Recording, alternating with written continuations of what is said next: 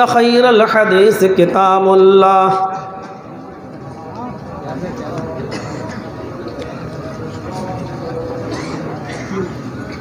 وخير الهدي هدي محمد صلى الله عليه وسلم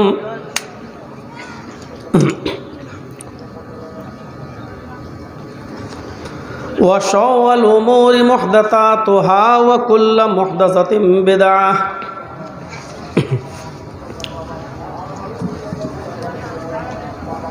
وكل بدعة ضلالة وكل ضلالة في النار.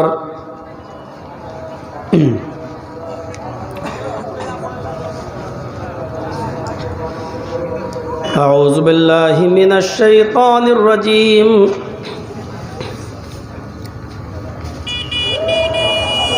بسم الله الرحمن الرحيم.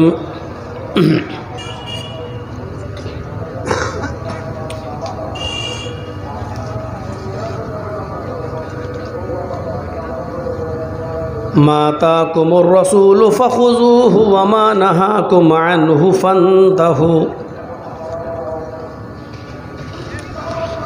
وقال تعالى: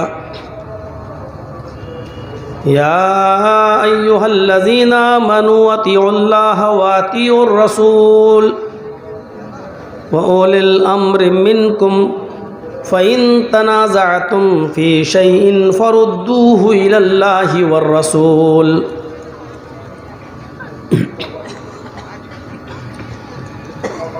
رب اشرح لي صدري ويسر لي أمري واحلل عقدة من لساني يفقهوا قولي.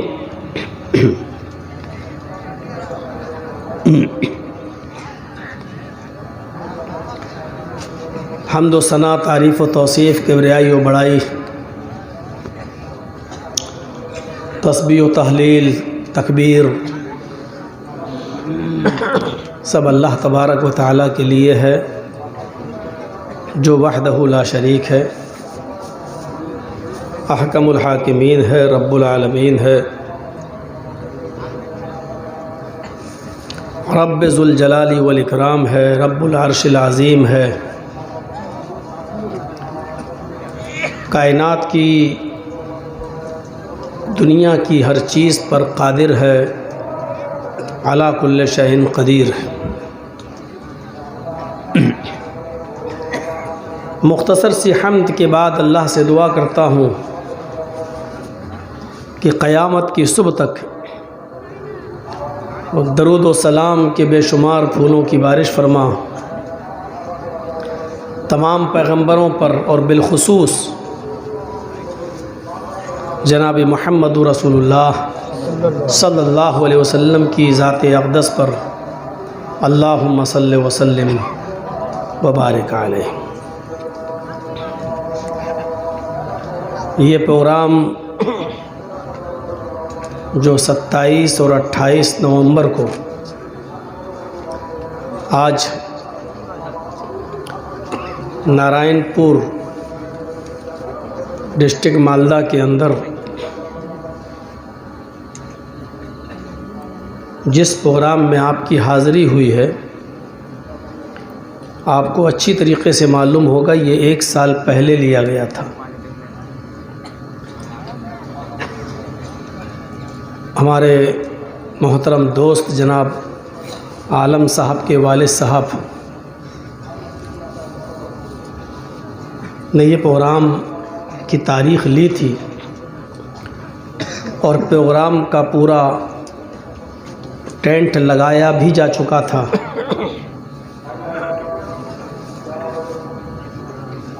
بار بار وہ فون بھی کرتے رہے، لیکن ما تشاءون الا ان شاء اللہ، جو تم چاہو وہی ہو یہ ضروری نہیں ہے، ہوتا وہی ہے جو اللہ تبارک و تعالی چاہتا ہے۔ لاک ڈاؤن لگا اور 22 مارچ کو پوری طریقے سے راستے مسدود ہو گئے، فلائٹ بھی بند ہو گئیں، ٹرینیں بھی رک گئیں، اور زندگی کی گاڑی جہاں پہنچی تھی وہیں رک کر رہ گئی۔ اس 8-9 مہینے 10 مہینے کے عرصے میں لوگوں نے بہت کچھ کھویا ہے، بہت کچھ سبق سیکھنے کو ملا بھی ہے، لیکن افسوس اس بات کا ہے کہ جس آپ کے علاقے کی عظیم شخصیت نے یہ پروگرام ہم سے لیا تھا وہ اس دنیا میں نہ رہی۔ انا للہ و انا الیہ راجعون۔ لیکن ان کا لگایا ہوا یہ پودا اور جلسے کی یہ تاریخ پھر عالم صاحب نے بات کر کے دوبارہ طے کیا۔ ہم تہہ دل سے اللہ تبارک و تعالیٰ سے دعا کرتے ہیں کہ لالا العالمین عالم صاحب کے والد صاحب کو غریق رحمت فرمائے، ان کی قبر کو نور سے بھر دے، ان کے گناہوں کو معاف فرما دے اور اعلیٰ علیین کے اندر ان کی روح کو جگہ عطا فرمائے۔ اور اس اجلاس کے کرانے میں ان کا ایک اہم رول تھا، اس لیے اس اجلاس کے کرانے میں جن لوگوں نے تعاون کیا اللہ تعالیٰ ان کو بھی اس کا ثواب پہنچائے اور جناب عالم صاحب کے والد محترم کو بھی اس کا پورا ثواب عطا فرمائے۔ جمعے کے خطبے میں آج میں نے نیت کے اوپر کچھ باتیں بیان کی تھیں۔ شاید آپ لوگوں نے جو لوگ خطبے میں موجود تھے مسجد میں انہوں نے سنا ہو، میں نے اساس بتائی تھی، بنیاد بتائی تھی اور یہ بتانے کی کوشش کی تھی کہ ہر عمل کا دار و مدار، ہر عبادت کا دار و مدار نیت پر ہے۔ ہم چاہے جتنا اچھا کام کر رہے ہیں لیکن اگر نیت اچھی نہیں ہے تو وہ کام بیکار ہو جاتا ہے۔ میں نے ایک مثال دی تھی، جیسے وہ شخص جو راہ خدا میں قتل کر دیا گیا، لڑا، نکلا، بیوی بچوں کو چھوڑا اور جہاد کیا، کافروں کو مارا بھی، بالآخر مارا بھی گیا، لیکن اللہ تعالیٰ نے اس کو جہنم میں داخل کر دیا۔ کیوں؟ کام تو اچھا کیا اس نے، جہاد کیا، لڑا، لیکن نیت اس کی اچھی نہیں تھی۔ اس کی نیت یہ تھی کہ لوگ مجھے بہت بڑا بہادر کہیں، جری کہیں، دنیا میں جو شہرت، جو عزت وہ چاہتا تھا وہ اس کو ملی۔ میں نے بتایا تھا کہ کام اچھا تھا لیکن نیت بری، اس بری نیت کی وجہ سے وہ کہاں چلا گیا؟ جہنم۔ اور ایک چیز میں نے یہ بتائی تھی کہ وہ شخص جو اپنے گھر سے نکلا، اپنے گھر کا پورا سامان اونٹ کے اوپر لاد کر نکلا اور جنگل میں سستانے کے لیے اس نے اپنا اونٹ باندھ دیا، پھر خود لیٹ گیا، آنکھ کھلی تو اونٹ غائب۔ اس نے پورا جنگل میں ڈھونڈا، تلاش کیا، اونٹ نہیں ملا، بڑا پریشان تھا کہ اتنا قیمتی سامان میرے اونٹ پر لدا ہوا ہے، اونٹ کہاں چلا گیا؟ تھکا ہوا آیا، پھر اسی جگہ پر پہنچ گیا، پھر تھوڑا سا آرام کیا، آنکھ کھلی تو دیکھا کہ اونٹ اسی رسی سے بندھا ہوا ہے، اسی پیڑ سے، اسی درخت سے بندھا ہوا ہے۔ اس نے سامان دیکھا تو کچھ بھی کم نہیں ہوا، ویسے ہی کہ ویسا سامان، تو اس کے منہ سے یہ الٹے جملے نکل گئے، اے اللہ واقعی تو میرا بندہ ہے اور میں تیرا خدا۔ الٹا بول گیا وہ، مارے خوشی کے، اس کو ہوش نہیں ہے کہ ہم کیا بول رہے ہیں۔ اونٹ پر سامان لدا ہوا دیکھا تو مارے خوشی کے کیا کہہ گیا؟ واقعی مان گیا تجھے، تیری قدرت، ہم نے پورا جنگل ڈھونڈا تو اونٹ نہیں ملا اور اپنے آپ آ گیا، واقعی یہ تیری قدرت ہے، واقعی تو میرا بندہ ہے اور میں تیرا خدا۔ الٹا بول گیا۔ حالانکہ یہ جملے بہت خطرناک تھے، میں نے جمعے کے خطبے میں بتایا تھا۔ فرعون نے بھی یہ جملے کبھی زندگی میں نہیں بولے، وہ لوگوں سے کہتا تھا میں تمہارا رب ہوں، لیکن اس نے کبھی اللہ سے نہیں کہا کہ میں تیرا بھی رب ہوں. اس آدمی نے تو اللہ ہی سے کہہ دیا کہ تو میرا بندہ ہے، میں تیرا رب ہوں. لیکن اللہ اس پر مسکرایا اور اس کو معاف کر دیا. کیوں؟ کیونکہ اس کی نیت اچھی تھی. وہ یہ اپنی زبان سے کہنا نہیں چاہتا تھا، کہنا یہی چاہتا تھا واقعی تو میرا رب ہے اور میں تیرا بندہ، لیکن الٹا اس کے منہ سے نکل گیا واقعی تو میرا بندہ اور میں تیرا خدا. اس کو معاف کر دیا کیونکہ اس کی نیت صحیح تھی. تو نیت پر ڈیپینڈ ہے ہماری ساری عبادتیں. آج اپنی تقریر کے اندر میں یہ بتاؤں گا کہ عبادت کون سی قبول ہے. آپ چاہے جتنی اچھی عبادت کر لیں، چاہے جتنا اچھا کام کر لیں،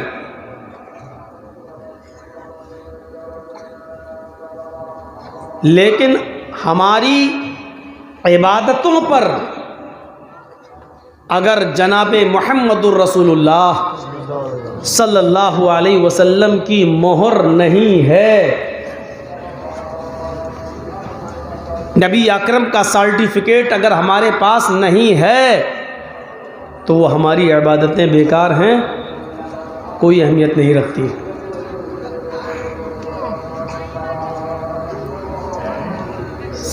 اس بات کو ذہن میں رکھیے گا. اور اسی کو قرآن نے کہا ہے، ما اتاکم الرسول فخذوہ وما نہاکم عنہ فانتہوا. جو کچھ بھی تمہیں جناب محمد رسول اللہ صلی اللہ علیہ وسلم دیں، ما آتاکم الرسول فخذوہ، جو کچھ بھی تمہیں دیں وہ لے لو. ماں کے یہاں دو معنی میں کروں گا، ذرا تھوڑا سا آپ ادھر توجہ دیجیے گا. پہلے میں بہت سلو بولوں گا تاکہ آپ کو سمجھا سکوں، اور جب ایک ذہن بنا دوں گا آپ کا پھر میری اسپیڈ بڑھے گی.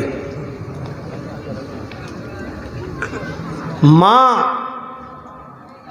آتاکم الرسول، ماں پہلا معنی ماں کا، جو دیں وہ لے لو.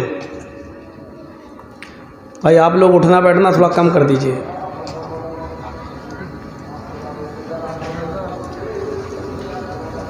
غور سے سنیے گا، میں کسی کو بھی کھڑا کر کے پوچھ سکتا ہوں کہ میں نے کیا کہا تھا.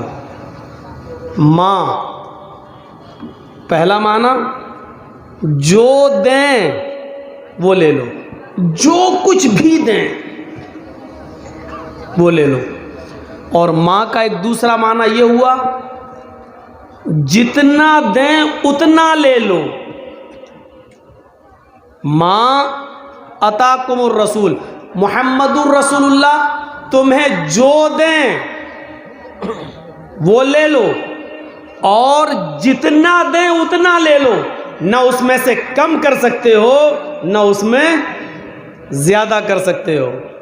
اگر ظہر کی 4 رکعت فرض دیے تو 4 ہی پڑھنا ہے. 3 پڑھو گے تو گناہگار، اور 5 پڑھو گے تب بھی گناہگار. یہ ان لوگوں کے منہ پر کرارا تھپڑ ہے جو کہتے ہیں جتنا پڑھو اتنا ثواب. نمازی تو پڑھ رہے ہیں، کوئی ڈانس تو نہیں کر رہے ہیں، کوئی غلط کام تو نہیں کر رہے ہیں. اور وہ ہاتھ میں جو لمبی لمبی تسبیح لے کے بیٹھ جاتے ہیں نا، سبحان اللہ سبحان اللہ سبحان اللہ پڑھا.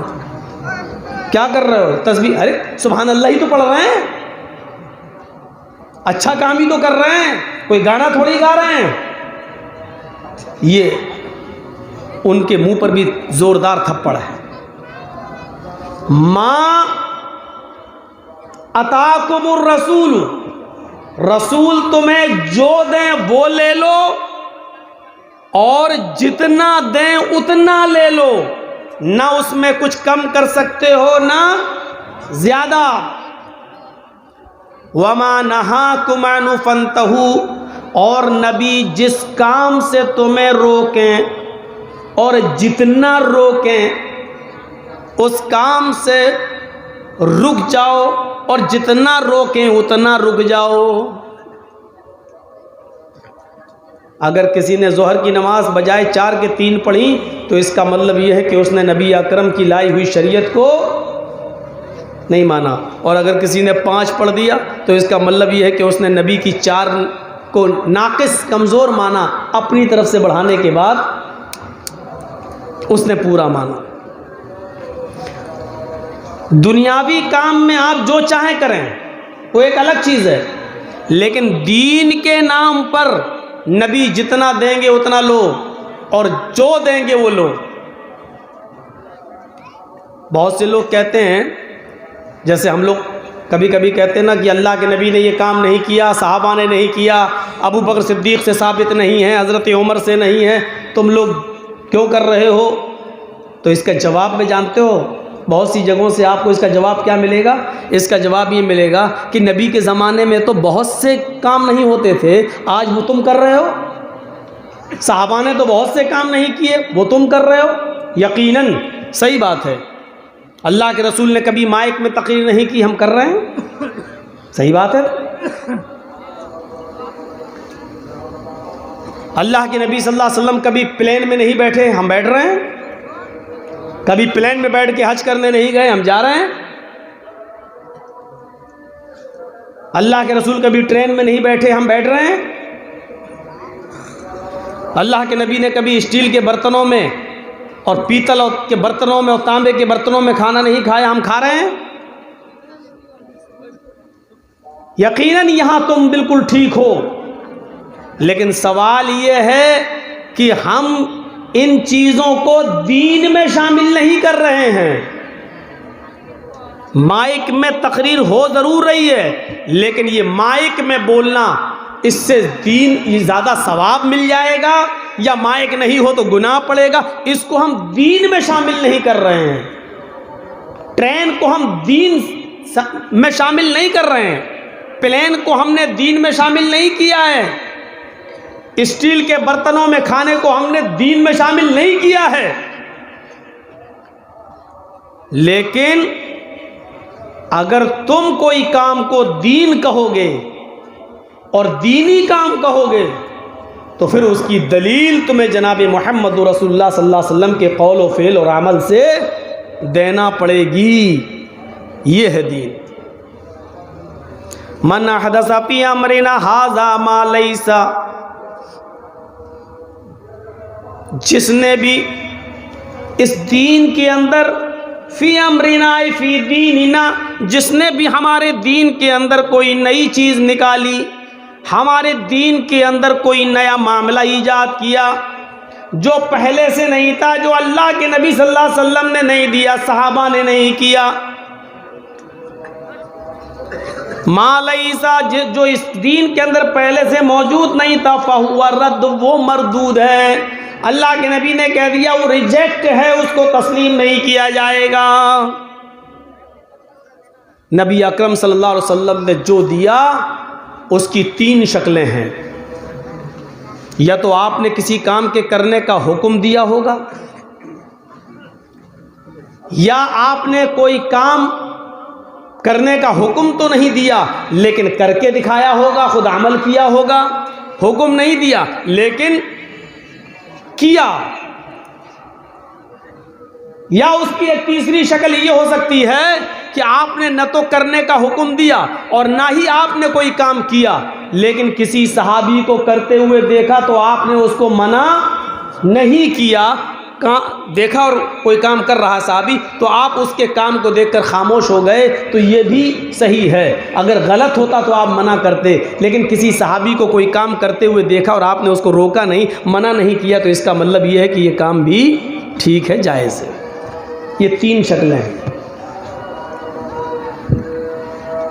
یہ 3 شکلیں ہیں۔ یا تو کوئی کام کرنے کا حکم دیا ہوگا، یا حکم نہیں دیا تو آپ نے خود کیا ہوگا، اور خود نہیں کیا، نہ کرنے کا حکم دیا لیکن کسی کو کرتے ہوئے دیکھا تو آپ نے منع نہیں کیا، یہ بھی جائز۔ آئیے کرنے کا حکم دیا، اس کی دلیل کیا ہے سنیے۔ بخاری شریف کتاب الصلاۃ اٹھائیے، کوئی کام کے کرنے کا حکم دیا، وہ کیا ہے؟ وعن ابی ہریرہ رضی اللہ تعالی عنہ قال قال رسول اللہ صلی اللہ علیہ وسلم اذا قال الامام غیر المغضوب علیہم ولا الضالین فقولوا آمین ان وافق تامینہ تامین الملائکۃ غفر لہ ما ذنبہ، غفر لہ ماں کے لفظ پر غور کیجیے۔ اب اس حدیث کے پورے ترجمے پر غور کیجیے۔ میں نے بخاری کی حدیث پڑھ دی، وعن ابی ہریرہ رضی اللہ تعالی عنہ قال قال رسول اللہ صلی اللہ علیہ وسلم، ابو ہریرہ رضی اللہ تعالیٰ عنہ فرماتے ہیں کہ نبی اکرم صلی اللہ علیہ وسلم نے فرمایا، نبی اکرم نے کیا فرمایا؟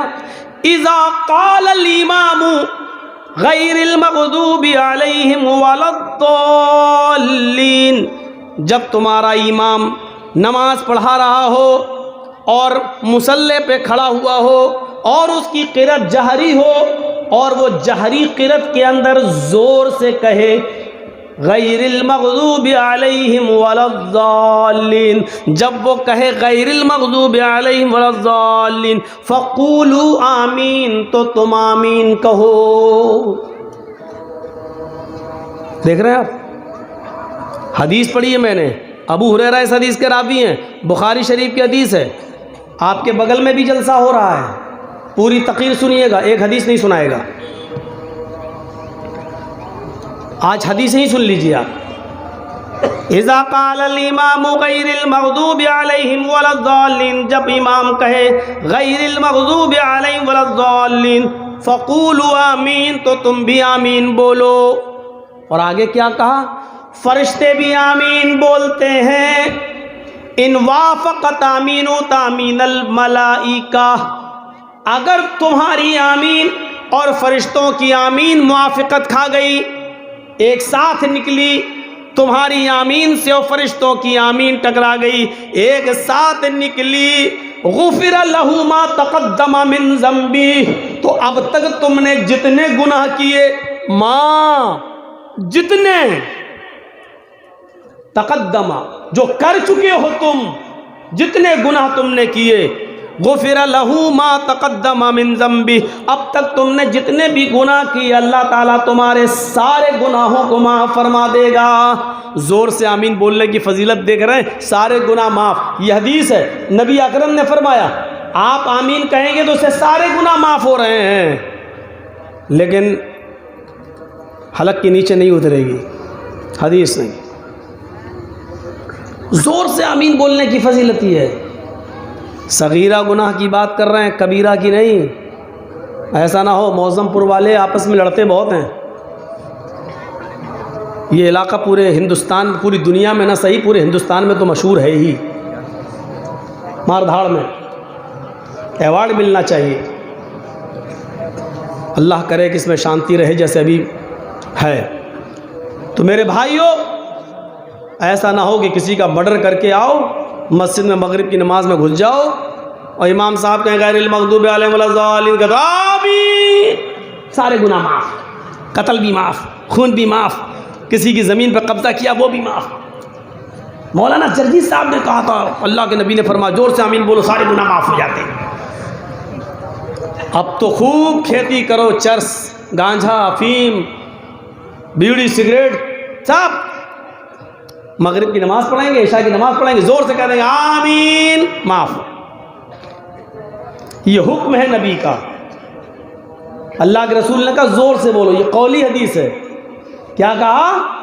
اذا قال الامام غیر المغضوب علیہم ولا الضالین، جب تمہارا امام کہے غیر المغضوب علیہم ولا الضالین فقولوا آمین، تو تم آمین کہو۔ ان وافق تامین تامین الملائکۃ غفر لہ ما تقدم من ذنبہ، فرشتوں کی آمین سے اگر تمہاری آمین مل گئی، ایک ساتھ نکلی، تو اللہ تعالیٰ تمہارے سارے گناہ معاف کر دے گا۔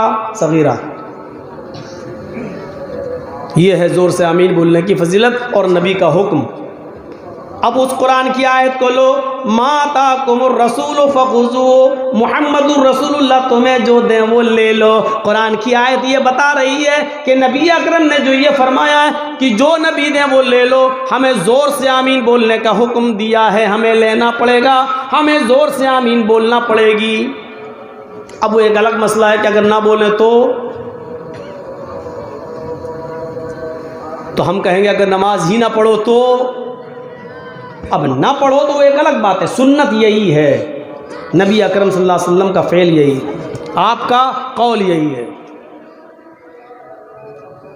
آئیے ایک اور حدیث کی طرف ہم آپ کو لے کر چلتے ہیں۔ نبی اکرم صلی اللہ علیہ وسلم نے فرمایا، آئیے پوری حدیث آپ کے سامنے پڑھ دیتے ہیں۔ وعن عبادۃ بن الصامت رضی اللہ تعالی عنہ قال قال رسول اللہ صلی اللہ علیہ وسلم لا صلاة لمن لم يقرأ بفاتحة الكتاب، رواہ البخاری۔ یہ حدیث بھی بخاری شریف کے اندر آئی ہے۔ حضرت عبادہ ابن صامت فرماتے ہیں کہ نبی اکرم صلی اللہ علیہ وسلم نے فرمایا، نبی اکرم صلی اللہ علیہ وسلم نے فرمایا، حضرت عبادہ کہتے ہیں نبی اکرم نے فرمایا، کیا فرمایا؟ لا صلاۃ لمن لم یقرأ بفاتحۃ الکتاب، اس آدمی کی کوئی نماز نہیں، لا صلاۃ، ایک ایک لفظ پر غور کیجئے، لا صلاۃ، اس آدمی کی کوئی نماز نہیں، لمن لم یقرأ بفاتحۃ الکتاب، جس آدمی نے اپنی نماز کے اندر سورہ فاتحہ نہیں پڑھا ہو، بغیر سورہ فاتحہ کے نماز نہیں۔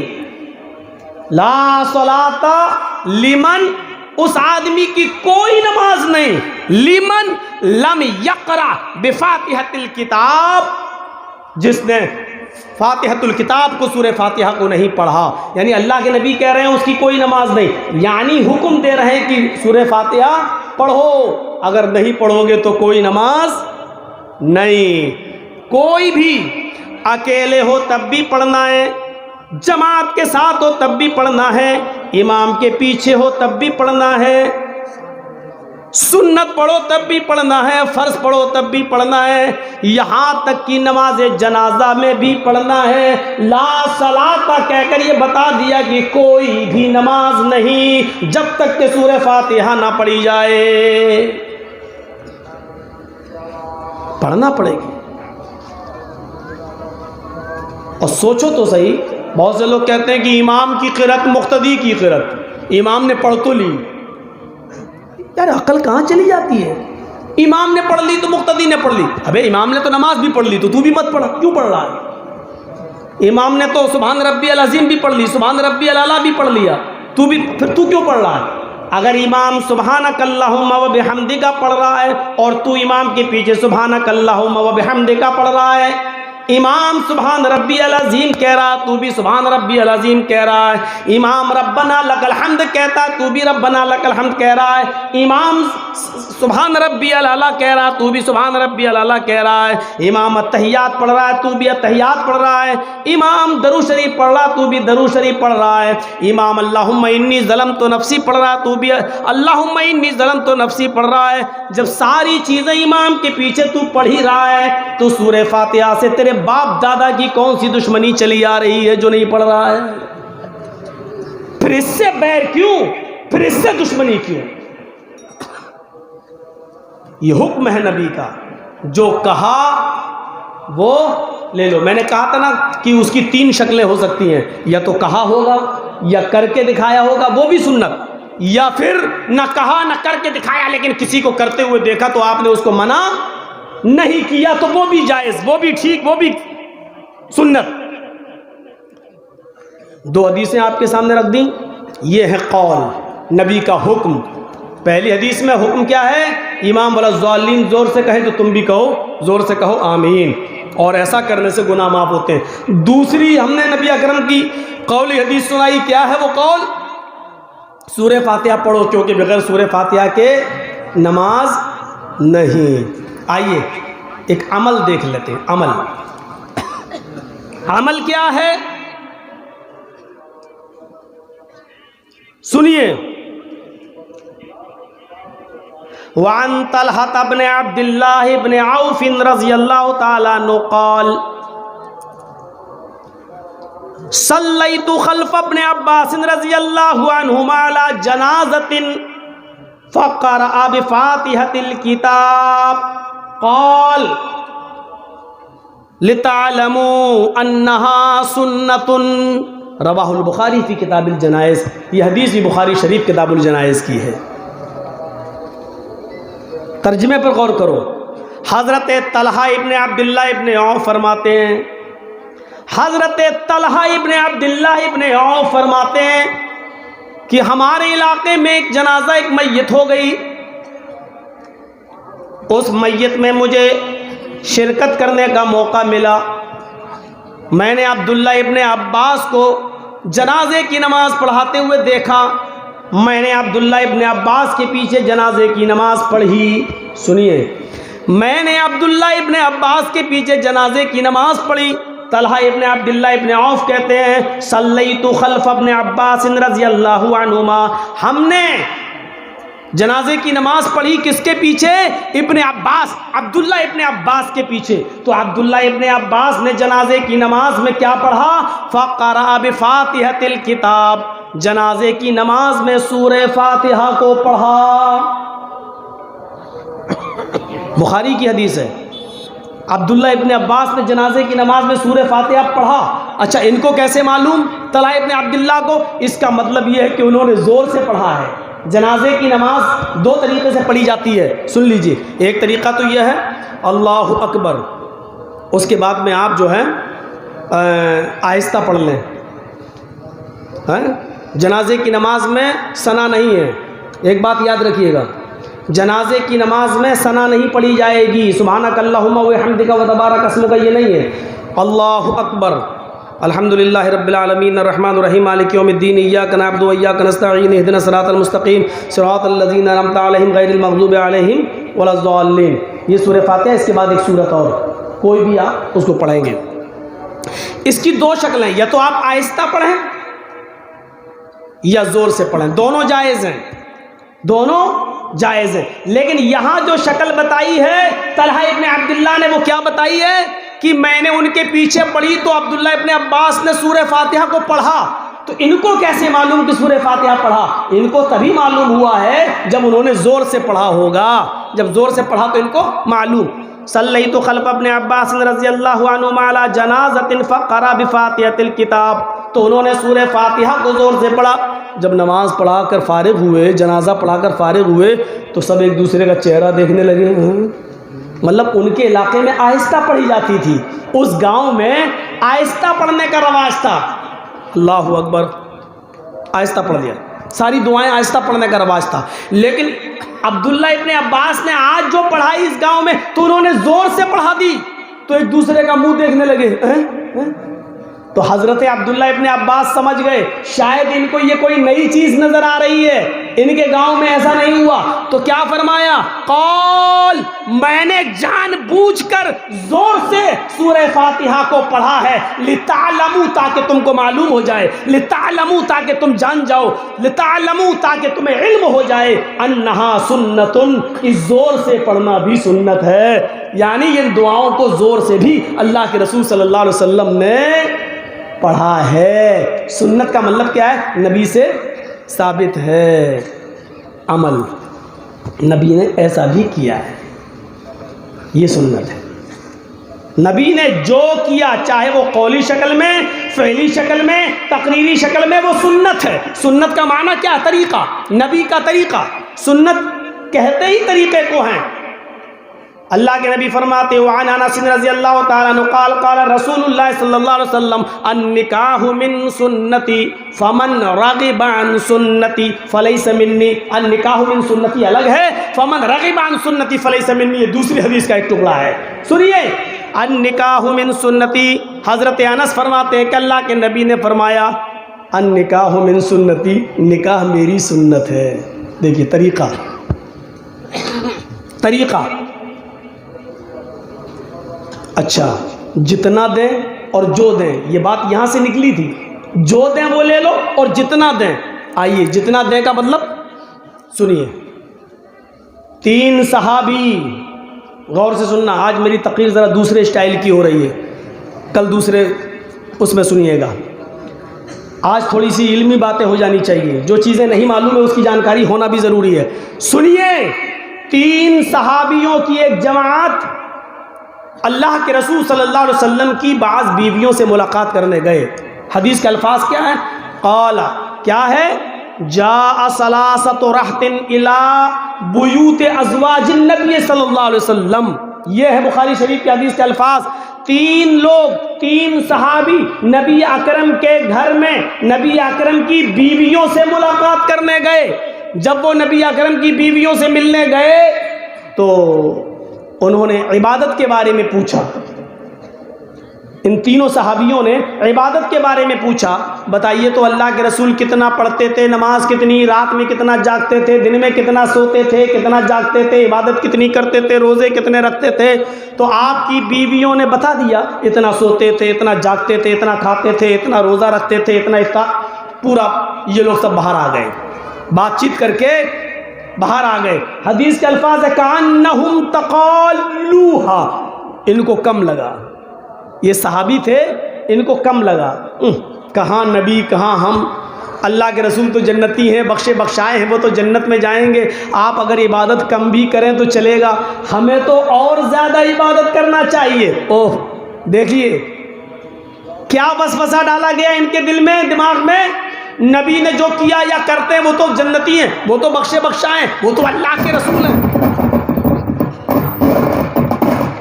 ہوگا، یہ تو ہونا ہی ہے، کانان میں ہم کبھی لگاتے تھوڑے ہیں۔ اللہ، زمانہ اتنا آگے بڑھ گیا، یہ ابھی کانی والا سسٹم چل رہا ہے۔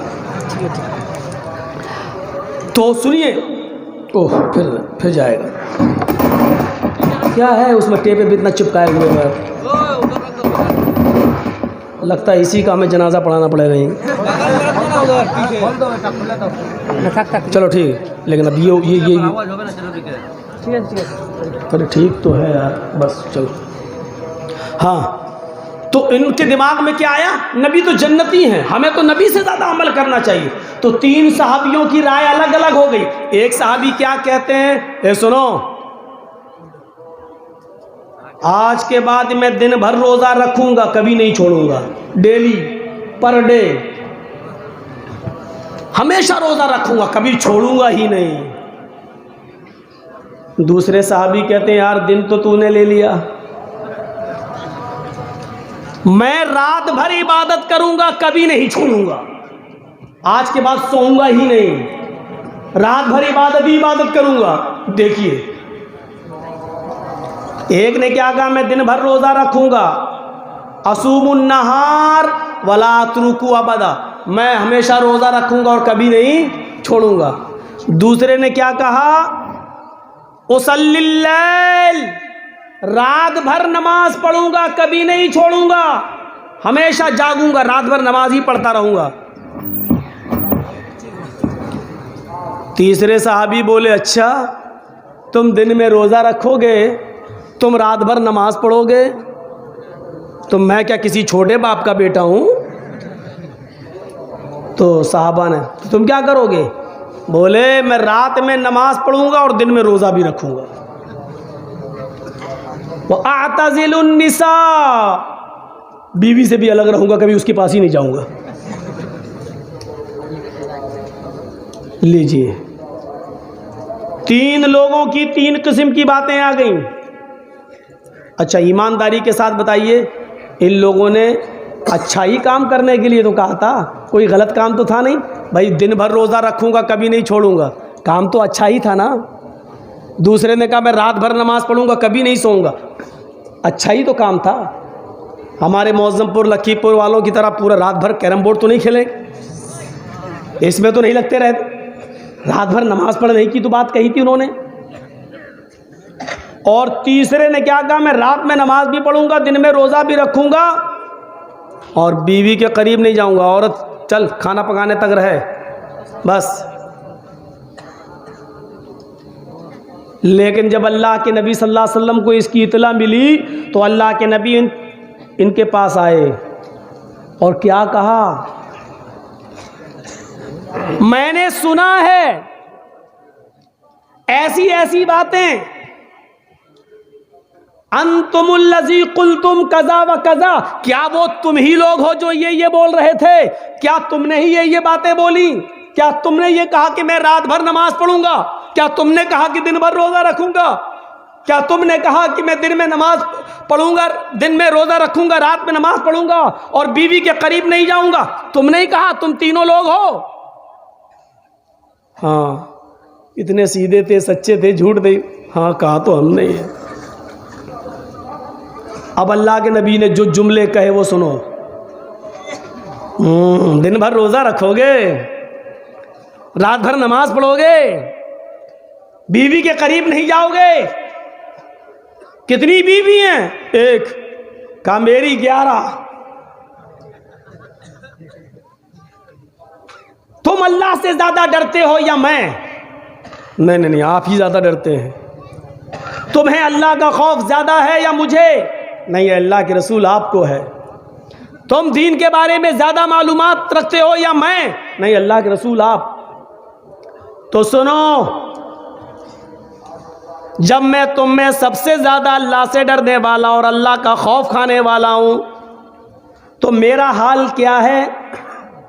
میں رات میں اٹھتا ہوں، میں رات میں سوتا بھی ہوں، نماز عشاء کے بعد آتا ہوں، سو جاتا ہوں، پھر آخری پہر میں اٹھتا ہوں اور اٹھ کر اللہ کی عبادت بھی کرتا ہوں، تہجد بھی پڑھتا ہوں، پھر میں کبھی رات میں سوتا ہوں، آدھی رات کے بعد اٹھتا ہوں تو اپنی بیوی کا حق بھی ادا کرتا ہوں۔ میں اپنی بیوی سے مجامعت، میاں بیوی کا، ہسبینڈ اور وائف کا جو پرسنل میٹر ہوتا ہے، تعلقات قائم کرنا، میں وہ بھی کرتا ہوں اور عبادت بھی کرتا ہوں۔ یہ تو رہا رات کا حال، اور دن کا حال یہ ہے کہ میں کبھی روزہ رکھتا ہوں اور کبھی چھوڑتا بھی ہوں۔ نفلی روزے، فرض روزے مت چھوڑنے لگنا، کہیں مولانا صاحب کہہ گئے تھے۔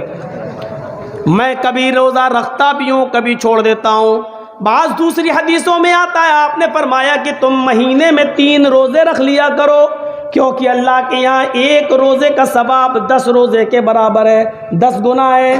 اس لیے اگر تم مہینے میں 3 روزے رکھو گے تو تمہیں پورے مہینے کے روزے کا ثواب مل جائے گا۔ پھر آپ نے یہ نصیحت کرنے کے بعد فرمایا، ھذا سنتی، یہی میرا طریقہ ہے، یہی میرا راستہ ہے۔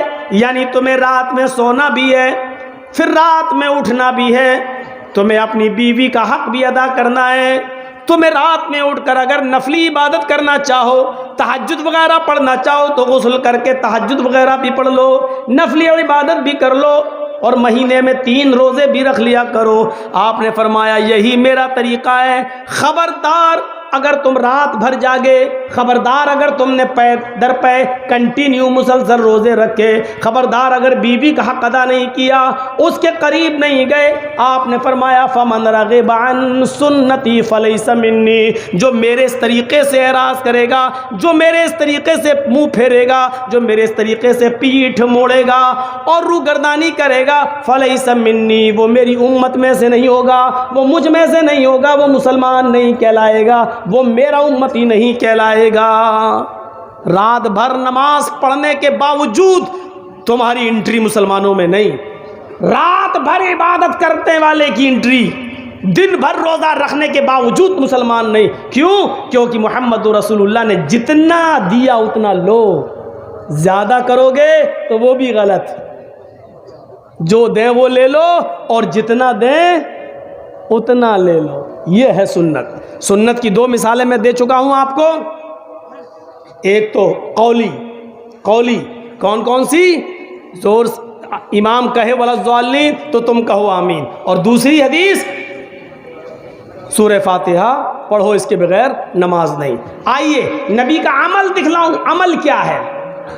وعن النعمان بن بشیر رضی اللہ تعالیٰ عنہ قال کان رسول اللہ صلی اللہ علیہ وسلم یسوی صفوفنا اذا قمنا الى الصلاة فاذا استوینا کبر۔ رواہ ابو داؤد، یہ حدیث ابو داؤد کی ہے۔ اب دیکھیے کیا ہے، نعمان ابن بشیر فرماتے ہیں، ایک صحابی ہیں، نعمان ابن بشیر فرماتے ہیں اقامت ہوتی تھی، اللہ اکبر اللہ اکبر، اشہد ان لا الہ الا اللہ، اشہد ان محمد رسول اللہ، حی علی الصلاۃ حی علی الفلاح، قد قامت الصلاۃ قد قامت الصلاۃ، اللہ اکبر لا الہ الا اللہ۔ یہ اقامت جب ہوتی تھی اللہ کے رسول حجرے سے نکلتے تھے، مصلی پر کھڑے ہو جاتے تھے۔ جب مصلی پہ کھڑے ہو جاتے تھے تو چہرہ مقتدیوں کی طرف ہوتا تھا۔ ہمارے ہاں ایسا سسٹم نہیں ہے، ہمارے ہاں کیا ہوتا ہے، یہاں اقامت ہو رہی ہے اور امام صاحب پہلے سے مصلی پہ کھڑے ہیں، قبلے کی طرف چہرہ ہے۔ اب مقتدی کتنی دور کھڑے ہیں امام کو کوئی مطلب نہیں۔ ادھر مقتدی نے کہا اللہ اکبر لا الہ الا اللہ، ادھر امام نے کہہ دیا اللہ اکبر، غلط ہے۔ کان رسول اللہ صلی اللہ علیہ وسلم یسوی صفوفنا اذا قمنا الی الصلاۃ، جب بھی ہم نماز پڑھنے کے لیے کھڑے ہوتے اللہ کے نبی ہماری صفیں درست فرماتے، ہماری صفوں کو درست کر دیتے، ہماری صفیں سنبھالتے۔ کوئی آگے کھڑا ہے اس کو پیچھے کرتے، آگے ایک چھڑی بھی ہوتی تھی کبھی کبھی اللہ کے رسول کے ہاتھ میں، ایسے کر دیتے تھے، پیچھے چلو۔ کوئی آگے پیچھے ہوتا تھا، آگے آؤ، کبھی اس کو پکڑ کے آگے آؤ، پیر سے پیر، ٹخنے سے ٹخنا، کاندھے سے کاندھا، سب ملا لیا، تکبیر ہو گئی، اقامت ہو گئی، ابھی آپ نے اللہ اکبر نہیں کہا، نماز نہیں پڑھائی۔ یسوی صفوفنا، کانا رسول اللہ صلی اللہ علیہ وسلم یسوی صفوفنا، اللہ کے رسول ہماری صفوں کو درست فرماتے تھے۔ یہ علماء بیٹھے ہیں جانتے ہیں، کانا جب فعل مضارع پر آ جائے تو استمرار، ریگولر کا معنی پیدا کر دیتا ہے، یعنی اللہ کے رسول کا یہ عمل کوئی ایک نماز میں نہیں تھا، کنٹینیو رہا، انتقال کے وقت تک رہا، آخری نماز تک رہا، آپ کا یہ عمل برابر رہا۔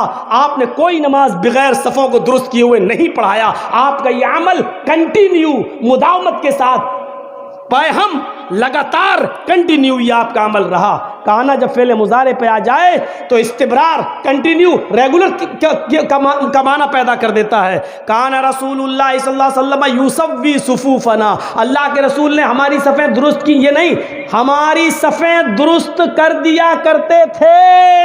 اذا قمنا الی الصلاۃ، جب ہم نماز پڑھنے کے لیے کھڑے ہوتے، یعنی جب بھی، اذا قمنا، جب بھی ہم نماز پڑھتے، سنو، جب بھی جماعت ہوتی، جب کا مطلب جب بھی نماز ہوتی، تب آپ ہماری صفوں کو درست کرتے۔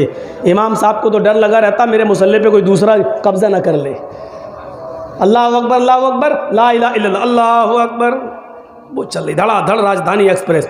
الحمدللہ رب العالمین الرحمن الرحیم مالک یوم الدین، ایاک نعبد و ایاک نستعین، اہدنا الصراط المستقیم صراط الذین انعمت علیہم غیر المغضوب۔ پتہ نہیں ایک ساتھ 4 منٹ میں 4 رکعت ہو جاتی۔ کوے کی چونچیں، اللہ اکبر، سبحان رب العظیم، سبحان سمع اللہ لمن حمدہ، اللہ اکبر، ایک دم کوے کی چونچیں، ٹھونکے مارتے، ٹھونکے۔ نماز بہت برا حال ہو گیا نمازوں کا، بالکل ہندو میں مسلمان میں فرق ہی نہیں دیکھتا۔ جیسے وہ جا رہا ہنومان کی مورتی دکھی، کھوپڑی ہلائی، موٹر سائیکل بڑھ گیا آگے، وہ اپنے بھگوان کے لیے موٹر سائیکل سے اترنا بھی گوارا نہیں کر رہا ہے، اور اس کو بھی فکر لگی ہوئی ہے، ارے یار IPL میچ آ رہا، ابھی سٹا لگا ہوا ہے، کون جیتے گا، دھڑا سٹا لگا ہوا ہے، کون جیتے گا، جلدی سے چلو اسی والی مسجد میں جلدی نماز پڑھ لو، یہ امام صاحب 4 رکعت 4 منٹ میں پڑھا دیتے ہیں، وہ جلدی سے نماز پڑھ لی، سمجھ آ گیا، ہاں یہ جیتے گا، یہ جیتے گا۔ کتنا سٹا ہوا آپ کو معلوم ہے؟ اوف، بنگال کا ریکارڈ نہیں معلوم، مجھے اپنے شہر کا معلوم ہے، مولانا جرجیز کا شہر بھی، شہر تو چھوڑو میرا محلہ بھی، چوری چھپے سب پکڑے بھی گئے، اور یہ دیکھو رات بھر پکڑے گئے، صبح چھوٹ بھی گئے، کیونکہ مل گیا تو گرو دکھشنا ان کو بھی چھوڑ دیا۔ یہ حال ہو رہا ہے، تو یہ نبی کا عمل تھا۔ آج بھی سعودیہ چلے جائیے نماز پڑھنے کے لیے، کبھی آپ خانہ کعبہ میں جائیں گے، دیکھیے جیسے ہی مؤذن اقامت کہے گا، فوراً امام صاحب کیا کہیں گے؟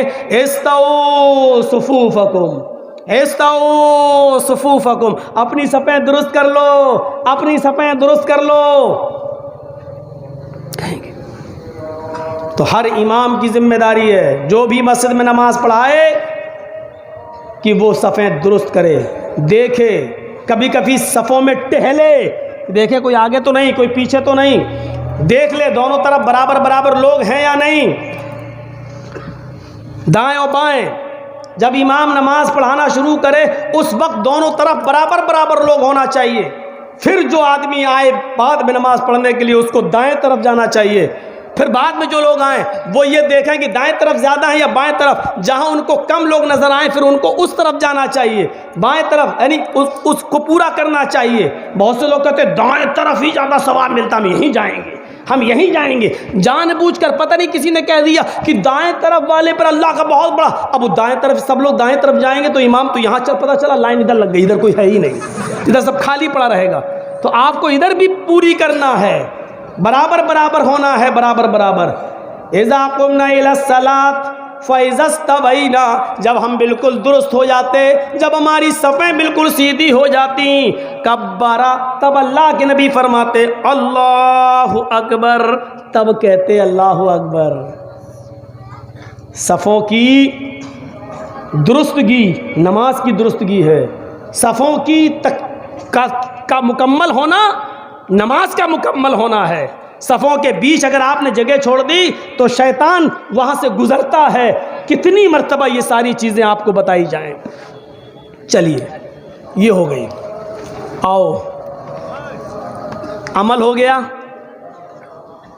اب ایک ایسی حدیث سنانے جا رہا ہوں، بڑا اچھا لگے گا آپ کو، سنیے گا، بہت سے جھگڑے ختم بھی ہو جائیں گے اس حدیث کے بعد۔ کبھی کبھی آپ نے دیکھا ہوگا فجر کی نماز پڑھنے جب ہم کسی مسجد میں جاتے ہیں تو جماعت ہو رہی ہوتی ہے، اللہ اکبر، پیچھے کچھ لوگ جلدی سے سوچتے ہیں کہ پہلے 2 سنت پڑھ لو کیونکہ فجر کی نماز کے بعد سنت نہیں ہے، فجر کی نماز کے بعد کوئی نماز ہی نہیں ہے، تو ہم فجر کی نماز ابھی ہماری سنت ہی نہیں پڑھی ہم نے، تو کیا کرتے ہیں، امام تو نماز پڑھا رہا ہے، وہ کھڑے ہو گئے اور 2 رکعت جلدی سے اللہ اکبر الحمدللہ رب العالمین جلدی سے سنتیں پڑھ لی، جماعت میں شامل ہو گئے۔ غلط ہے طریقہ۔ اب دیکھیے اللہ کے رسول نے حکم نہیں دیا، عمل بھی نہیں ہے، آپ نے ایسا کبھی کیا بھی نہیں، لیکن کسی کو کرتے ہوئے دیکھا تو آپ نے اس کو منع نہیں کیا۔ دیکھیے وہ حدیث کیا ہے، وعن قیس بن عمرو رضی اللہ تعالی عنہ قال رأى رسول اللہ صلی اللہ علیہ وسلم رجلا بعد صلاة الصبح رکعتین فقال رسول اللہ صلی اللہ علیہ وسلم صلاة الصبح رکعتان فقال الرجل انی لم اکن صلیت الرکعتین اللتین قبلہما فصلیتہما الآن فسکت رسول اللہ صلی اللہ علیہ وسلم، رواہ ابو داؤد۔ یہ میں نے پوری حدیث آپ کے سامنے پڑھ دی ابو داؤد کی، ایک ایک لفظ کے ترجمے پر غور کرو۔ اس حدیث کے راوی ہیں قیس بن عمر، کیا فرماتے ہیں، رأى رسول اللہ صلی اللہ علیہ وسلم، میں اللہ کے نبی صلی اللہ علیہ وسلم کے پیچھے نماز پڑھ رہا تھا، فجر کی نماز، میں نے اللہ کے نبی کے پیچھے فجر کی نماز پڑھی، نبی اکرم فجر کی نماز پڑھا رہے تھے، ہم بہت سے صحابہ نبی کے پیچھے نماز پڑھ رہے تھے۔ رأى رسول اللہ، جب نماز پڑھا دیا آپ نے، سلام پھیر دیا، ایک صحابی آئے ہوں گے، ایک صحابی آئے اور انہوں نے دیکھا جماعت کھڑی ہے، ہوتا ہے بہت سے لوگوں کو پیشاب پائخانے میں دیر ہو جاتی ہے تو وہ مسجد میں کبھی دیر سے پہنچتے، تو ایک صحابی آئے، وہ دیر سے آئے، جب دیر سے آئے تو انہوں نے دیکھا جماعت کھڑی، اللہ کے نبی نماز پڑھا رہے ہیں، تو وہ جماعت میں شریک ہو گئے، جماعت میں شریک، انہوں نے سنت نہیں پڑھی، جماعت میں شریک ہو گئے۔ جب اللہ کے رسول نے سلام پھیرا نماز پڑھا کر، السلام علیکم ورحمۃ اللہ، السلام علیکم ورحمۃ اللہ، جب آپ سلام پھیر چکے تو سلام پھرنے کے بعد آپ کی عادت ہوتی تھی مقتدیوں کی طرف، نمازیوں کی طرف اپنا چہرہ کرنے کی، آپ نے نمازیوں کی طرف اپنا چہرہ کر لیا۔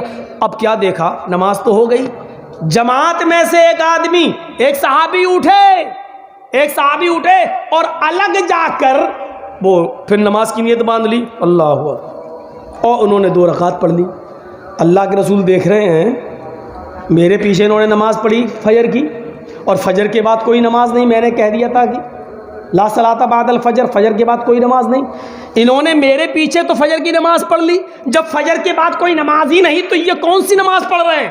کون سی نماز پڑھ رہے ہیں؟ لیکن نماز پڑھتے وقت تک نہیں بولا اللہ کے نبی نے. جب وہ نماز پڑھ چکے تب اللہ کے نبی نے ان کو بلایا، ادھر آؤ میرے پاس. تو وہی حدیث ہے، رأى رسول اللہ صلی اللہ علیہ وسلم رجولا. قیس ابن عمر کہتے ہیں کہ اللہ کے رسول صلی اللہ علیہ وسلم نے ایک آدمی کو دیکھا بعد صلاۃ الصبح رکعتین، صبح کی فجر کی 2 رکعت نماز نبی کے پیچھے پڑھنے کے بعد اس نے 2 رکعت الگ سے نماز پڑھی، بعد میں اس نے 2 رکعتیں ادا کر لی. جب وہ 2 رکعت پڑھ چکا تو اللہ کے نبی نے اس کو بلایا، ادھر آؤ. جب وہ آیا اللہ کے نبی صلی اللہ علیہ وسلم کے پاس قریب بیٹھ گیا تو اللہ کے نبی نے پوچھا صلاۃ الصبح رکعتان، صبح کی نماز تو 2 رکعت ہے، یعنی فرض نماز 2 رکعت ہے، وہ تم میرے پیچھے پڑھ چکے ہو. یہ بعد میں تم نے کون سی نماز پڑھی تھی؟ یہ بعد میں تم نے کیا پڑھا؟ تو جانتے ہو صحابی نے کیا کہا؟ سنیے. اور اس صحابی کے جواب پر نبی کا عمل کیا تھا، نبی نے کیا کہا، یہ سنیے. جب اللہ کے نبی صلی اللہ علیہ وسلم نے اس صحابی سے پوچھا کہ یہ بعد میں 2 رکعت کون سی تھی، تو انہوں نے کہا انی لم اکن صلیت الرکعتین اللتین قبلہما. اے اللہ کے رسول، اے اللہ کے نبی، فجر کی نماز سے پہلے جو 2 رکعت سنتیں پڑھی جاتی تھیں، فجر کی نماز سے پہلے جو 2 رکعت سنتیں پڑھی جاتی وہ میں نہیں پڑھ سکا. قضاء حاجت وغیرہ میں دیر ہو گئی، وضو بنا کر گھر سے آیا، سوچا کہ 2 رکعت سنتیں پڑھوں گا. مسجد میں داخل ہوا تو نماز جماعت کھڑی تھی. میں نے جماعت چھوڑنا ترک نہیں کیا، میں نے جماعت سے الگ ہو کر سنتیں پڑھنا گوارا نہیں کیا، میں جماعت میں شامل ہو گیا. تو وہ 2 رکعت جو سنتیں میری چھوٹ گئی، جو پہلے پڑھی جاتی تھی، وہ میں نے نہیں پڑھی. فَصَلَّيْتُهُمَا الآن، آپ نے ابھی جو مجھے نماز پڑھتے ہوئے دیکھا یہ وہی 2 رکعت سنتیں تھی جو پہلے پڑھی جاتی تھی، جو کسی وجہ سے میں نہیں پڑھ سکا، وہ میں نے اب پڑھی. او کوئی نئی نماز نہیں ہے نا؟ نہیں، سنتیں تھیں. اچھا وہ نہیں پڑھ پائے تھے. ہاں. فَسَكَتَ رسول اللہ، آپ خاموش ہو گئے. ٹھیک ہے کوئی بات نہیں. آپ نے کبھی فجر سے کے بعد سنت نہیں پڑھی، آپ نے کبھی ایسا کیا بھی نہیں، آپ نے ایسا کرنے کا حکم بھی نہیں دیا، لیکن اس صحابی نے ایسا کیا اور آپ نے اس کو ایسا کرتے ہوئے دیکھا، اس کے جواب پر آپ خاموش ہو گئے. فسکت رسول اللہ، اللہ کے رسول خاموش ہو گئے. یہ اس بات کی دلیل ہے کہ اگر فجر کی جماعت ہو رہی ہے تو کوئی پیچھے اگر سنتیں پڑھتا ہے تو وہ ایک لغو اور ایک بیکار کام کر رہا ہے. اس کو جماعت میں شامل ہونا چاہیے، اس کو جماعت میں شرکت کرنی چاہیے، اور نماز ہو جانے کے بعد 2 رکعت نماز سنت وہ بعد میں بھی پڑھ سکتا ہے. عادت نہیں بنانا چاہیے. کبھی کبھی اگر مسجد میں سنتیں نہیں پڑھ سکا، جماعت ہو رہی ہے تو جماعت میں شامل ہو جائے، اور سنتیں چھوٹ گئی وہ بعد میں پڑھے. اللہ کے رسول بار بار پوچھ رہے ہیں یہ کون سی نماز. اس سے یہ بھی پتہ چلتا ہے کہ اللہ کے رسول کو علم غیب نہیں تھا. اگر علم غیب ہوتا تو آپ کو معلوم ہو جاتا یہ تو نماز پڑھ رہا ہے، سنتیں چھوٹ گئی، لیکن آپ کو معلوم ہی نہیں تھا. آپ نے اس کو بولا ذرا کون سی نماز تھی یہ؟ کہ اللہ کے رسول وہ چھوٹ گئی تھی. اچھا وہ تھی، ٹھیک. یہ ہے تقریری سنت. اب ہم اندازہ لگائیں،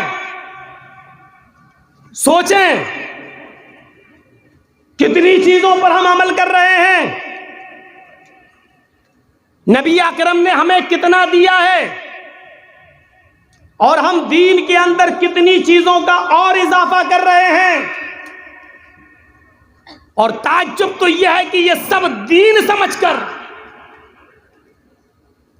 کوئی نیا گھر بنوا رہا ہے. چلیے مولانا صاحب کیا ہوا، نیا گھر بنایا ہے، دعا کر دیجئے. مولانا جرجیس 10-15 آدمیوں کے ساتھ جا رہے ہیں اور نیا گھر بن گیا، دعا کر رہے ہیں اللہ تعالی گھر میں برکت دے. اب اس گھر میں ٹی وی چلے گی، اسٹار پلس چلے گا، ناٹک دیکھا جائے گا، ساس بھی کبھی بہو تھی نا، صحیح ہے نا، بہو بھی کبھی ساس بھی کبھی بہو تھی، ہاں یہی صحیح، یہ سب چلے گا اس میں سیریل، لیکن مولانا صاحب کی دعا پہلے ہو گئی ہے، اب اس سیریل چاہے کتنے چلتے رہے اب کوئی فرق نہیں پڑے گا۔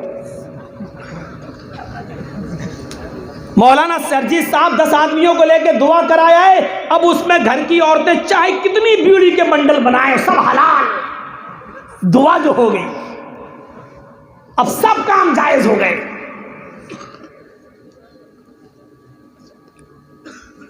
پوری زندگی اٹھا لو نبی اکرم صلی اللہ علیہ وسلم کی،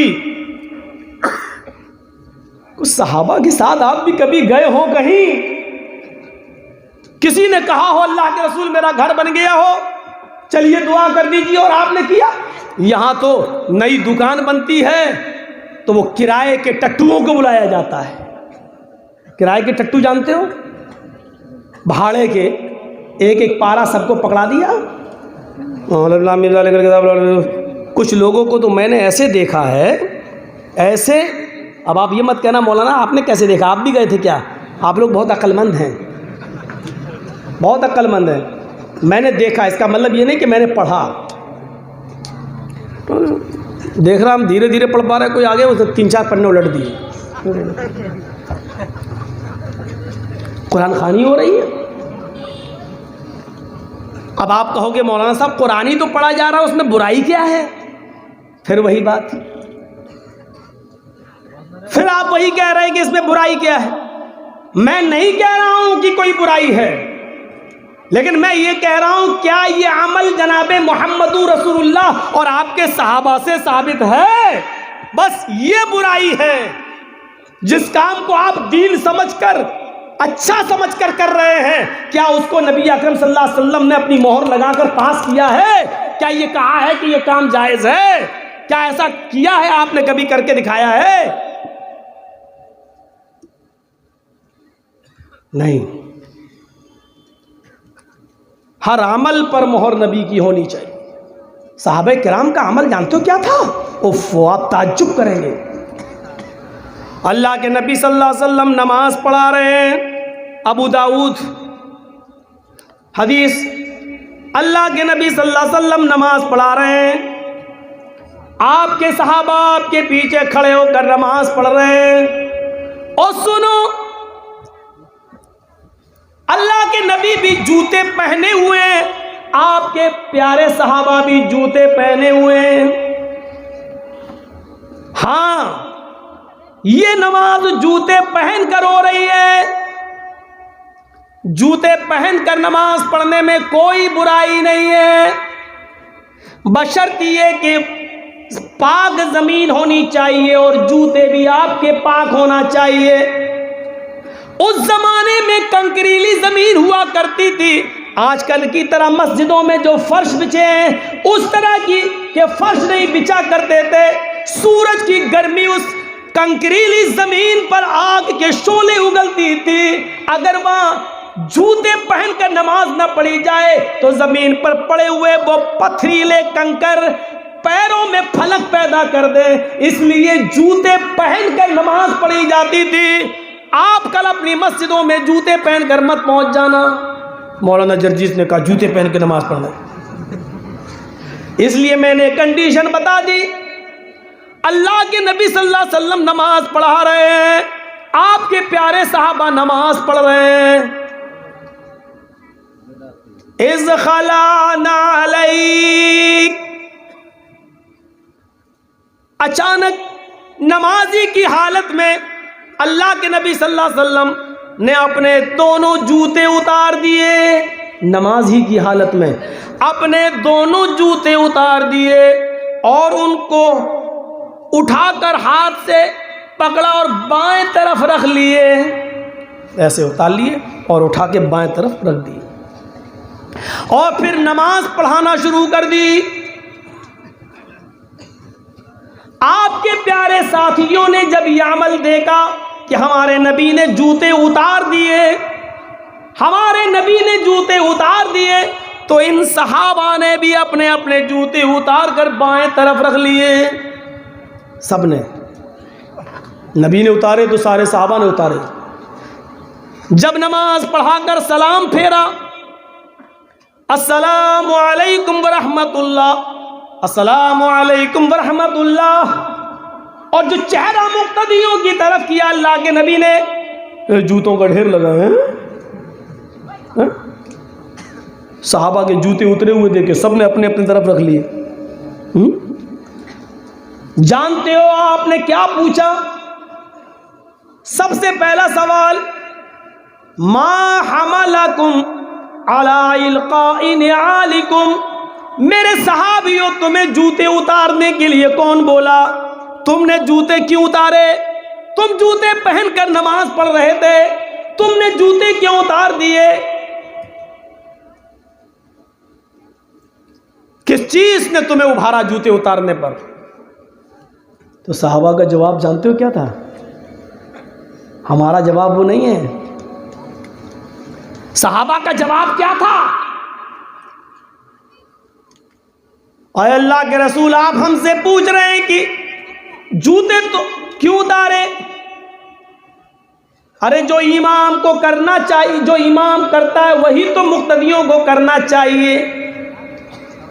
رائناک القیتنا علیک، اے اللہ کے نبی، ہماری آنکھوں نے دیکھا کہ آپ نے اتار دیے، فالقینا، تو ہم نے بھی اتار دیے، اس سے زیادہ ہمیں کچھ نہیں معلوم۔ جو آپ نے کیا وہ ہم نے کیا، آپ کو اتارتے ہوئے دیکھا تو ہم نے بھی اتار دیے۔ یہ صحابہ تھے، میرے نبی نے جو کیا وہ ہم کریں گے۔ جوتے پہن کر نماز پڑھی تو ہم بھی پڑھیں گے، نماز کی حالت میں جوتے اتار دیے تو ہم بھی اتاریں گے۔ وہ یہ نہیں پوچھتے تھے آپ نے ایسا کیوں کیا، جو میرے نبی نے کیا وہ ہم نے۔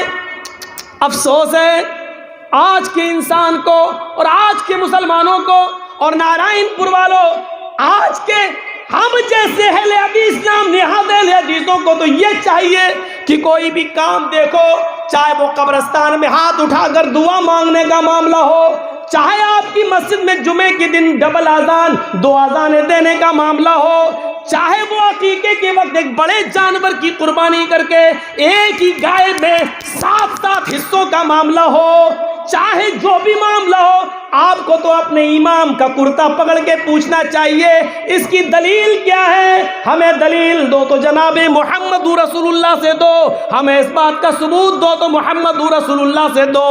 آپ جمعے کے دن ڈبل اذان دے رہے ہیں، اس کا ثبوت ہمیں جناب محمد رسول اللہ سے دو۔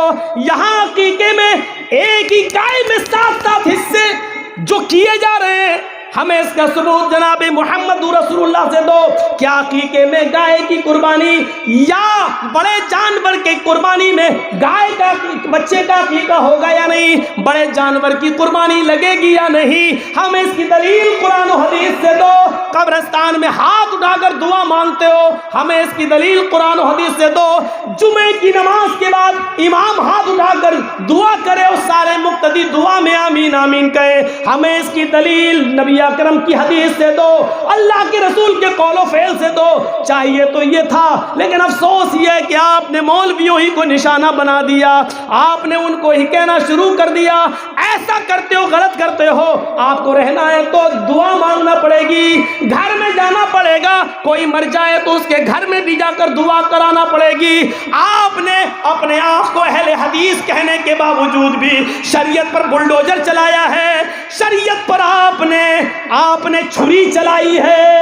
امام کائنات جناب محمد رسول اللہ کے سنت اور آپ کے طریقے کو آپ نے مجروح کیا ہے، آپ نے محمد رسول اللہ کا دل توڑا ہے، آپ نے بغیر دلیل عمل کرنا شروع کر دیا ہے۔ آپ کو سوچنا چاہیے کہ ہم جو کام کر رہے ہیں وہ صحیح ہے کہ نہیں ہے، اس کی دلیل کیا ہے۔ قرآن و حدیث سے ہمیں دلیل لینا چاہیے تھا اور مانگنا چاہیے، لیکن افسوس یہ کہ آپ الٹے ہمارے اوپر بگڑتے ہیں۔ صحابہ کا سیدھا جواب کیا تھا؟ ہم نے آپ کو جوتے اتارتے ہوئے دیکھا تو ہم نے بھی اتار دیے۔ اس کے بعد نبی کا جواب کیا تھا؟ آپ نے فرمایا سنو، میں نے جوتے کیوں اتارے؟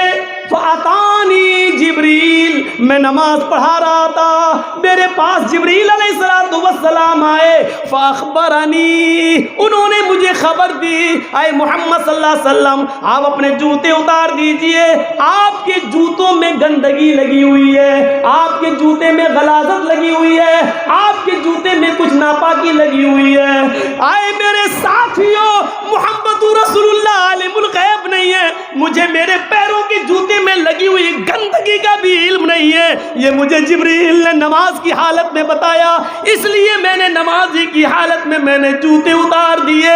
اب تمہارے لیے قانون بنا رہا ہوں، تم لوگ دونوں جوتوں میں نماز پڑھنے جب آؤ تو آنے کے بعد جب کنکریلی زمین پر نماز پڑھنے کے لیے جوتے پہن کر نماز پڑھنا چاہو تو اپنے جوتوں میں دیکھ لو گندگی تو نہیں لگی ہوئی ہے، اگر تمہارے جوتوں میں گندگی لگی ہوئی ہو، غلاظت ناپاکی لگی ہوئی ہو تو اس کو اپنے پیروں کو زمین پر رگڑ لو، مٹی پر رگڑ لو اور اس گندگی کو مٹی سے صاف کر لو، پھر اس کے اندر تم نماز پڑھو۔ آئندہ تم اپنے جوتے دیکھ لیا کرنا، اگر گندگی لگی ہوئی ہے تو مٹی پر رگڑ لیا کرنا، زمین پر رگڑ لیا کرنا اور اسی کے اندر نماز پڑھ لیا کرنا۔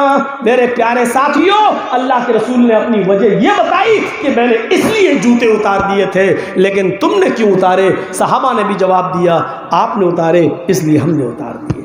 کیا جواب تھا؟ یہ تھا طریقہ۔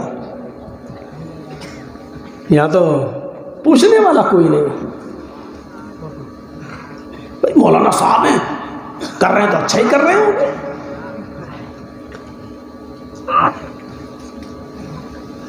جانتے ہو؟ آئیے ایک اور حدیث دیکھیے، اس کو کہتے ہیں سنت۔ عن نافع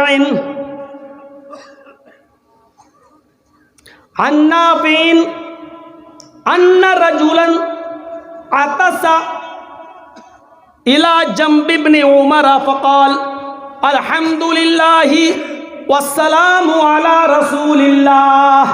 حضرت نافع کہتے ہیں، سنیے حدیث، اس کو کہتے ہیں سنت۔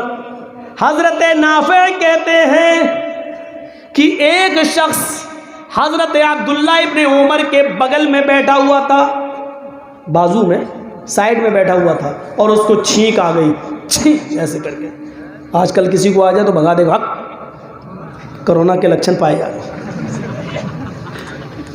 حضرت عبداللہ ابن عمر کے بغل میں بیٹھا ہوا تھا اور اس آدمی کو چھینک آ گئی۔ ان رجلا عطس الى جنب ابن عمر، عبداللہ ابن عمر کے بغل میں بیٹھا اور اس کو چھینک آ گئی، چھینک جیسی چھینکا تو چھینکنے کے بعد اس نے کیا کہا؟ الحمدللہ والسلام علی رسول اللہ۔ دیکھیے جملہ کتنا اچھا ہے، دیکھا جائے تو اس میں کیا برائی ہے؟ اگر دیکھا جائے تو اس میں کوئی برائی نہیں ہے، لیکن کیا کہا؟ الحمدللہ والسلام علی رسول اللہ، تمام تعریفیں اللہ کے لیے ہیں، والسلام علی رسول اللہ، اور صلاۃ و سلام ہو، درود ہو، سلام ہو اللہ کے رسول پر، والسلام علی رسول اللہ، اور سلام ہو رسول اللہ پر۔ اتنا سنا حضرت عبداللہ ابن عمر نے کہ اس نے چھینکنے کے بعد کیا کہا؟ الحمدللہ والسلام علی رسول اللہ۔ تو حضرت عبداللہ ابن عمر نے کیا کہا؟ انا اقول الحمدللہ والسلام علی رسول اللہ، میں بھی چاہتا ہوں کہ یہی بولوں، میں بھی چاہتا ہوں کہ جب مجھے چھینک آئے تو میں بھی یہی کہوں، کیا؟ الحمدللہ والسلام علی رسول اللہ۔ میں بھی چاہتا ہوں، میرا دل بھی چاہتا ہے کہ اتنے پاکیزہ، اتنے پیارے جملے میں اپنی زبان سے ادا کروں۔ لیسا ہاکذا علمنا رسول اللہ صلی اللہ علیہ وسلم، لیکن مجھے اللہ کے رسول نے ایسا نہیں سکھایا۔ اے ہائے، قربان جاؤ، یہ تھے صحابہ، قربان جاؤ یہ تھے صحابہ۔ کیا کہتے ہیں؟ لیسا ہاکذا، لیکن ایسا نہیں سکھایا، علمنا رسول اللہ، اللہ کے رسول نے ہمیں ایسا بولنا نہیں سکھایا۔ علمنا رسول اللہ صلی اللہ علیہ وسلم الحمدللہ علی کل حال.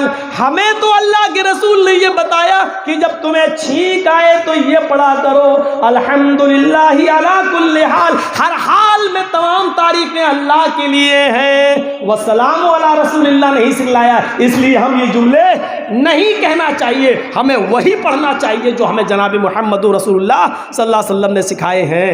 دعا ہی تو تھی اور نبی پر درود شریف ہی تو تھا. آج کل ہمارے بھائی بڑا مچل کے جلسوں میں کتنی بار کہتے ہیں مچل کے پڑھو اللہم صلی علی سیدنا و حبیبنا و شفیع. ارے زور سے پڑھو اللہم صلی علی سیدنا و حبیبنا.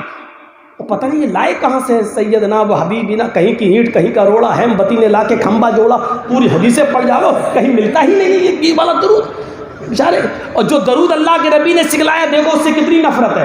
اللہ کے نبی نے ہمیں بس یہ درود سکھلایا اللہم صلی علی محمد وعلی آل محمد کما صلیت علی ابراہیم وعلی آل ابراہیم انک حمید مجید. اللہم بارک علی محمد وعلی آل محمد کما بارکت علی ابراہیم وعلی آل ابراہیم انک حمید مجید. یہ درود سکھلایا اللہ کے نبی نے ہمیں. لیکن آج نبی کے سکھلائے ہوئے درود سے اتنی نفرت کہ ان کا کوئی جلسہ بھی ہو تو اس میں یہ درود بھی پڑھنا گوارا نہیں. کیا پڑھیں گے اللہم صلی علی سیدنا و حبیبنا و شفیعنا مرتضینا, پتہ نہیں کیا کیا پڑھتے ہیں وہ, اور بنا چڑھا کر وہ لا کر. وہی میں نے کہا نا, ابھی اذان کے بعد کی دعا کیا پڑھتے ہیں وہ, کبھی آپ نے دیکھا ہوگا اذان کے ہو جائے گی تو اذان کے بعد کی دعا صرف اتنی ہے اللہم رب هذه الدعوة التامة والصلاة القائمة آت محمدا الوسیلة والفضیلة وابعثه مقاما محمودا الذی وعدتہ. بس اذان کی بات کی دعا اتنی ہے. لیکن کبھی اپنے بھائیوں سے پوچھنا, اپنے پڑوسیوں سے پوچھنا کہ اذان کے بعد کی دعا کیا ہے, تو جانتے ہو کیا کہیں گے اللہم رب هذه الدعوة التامة والصلاة القائمة آت محمدا الوسیلة والفضیلة والدرجة الرفیعہ.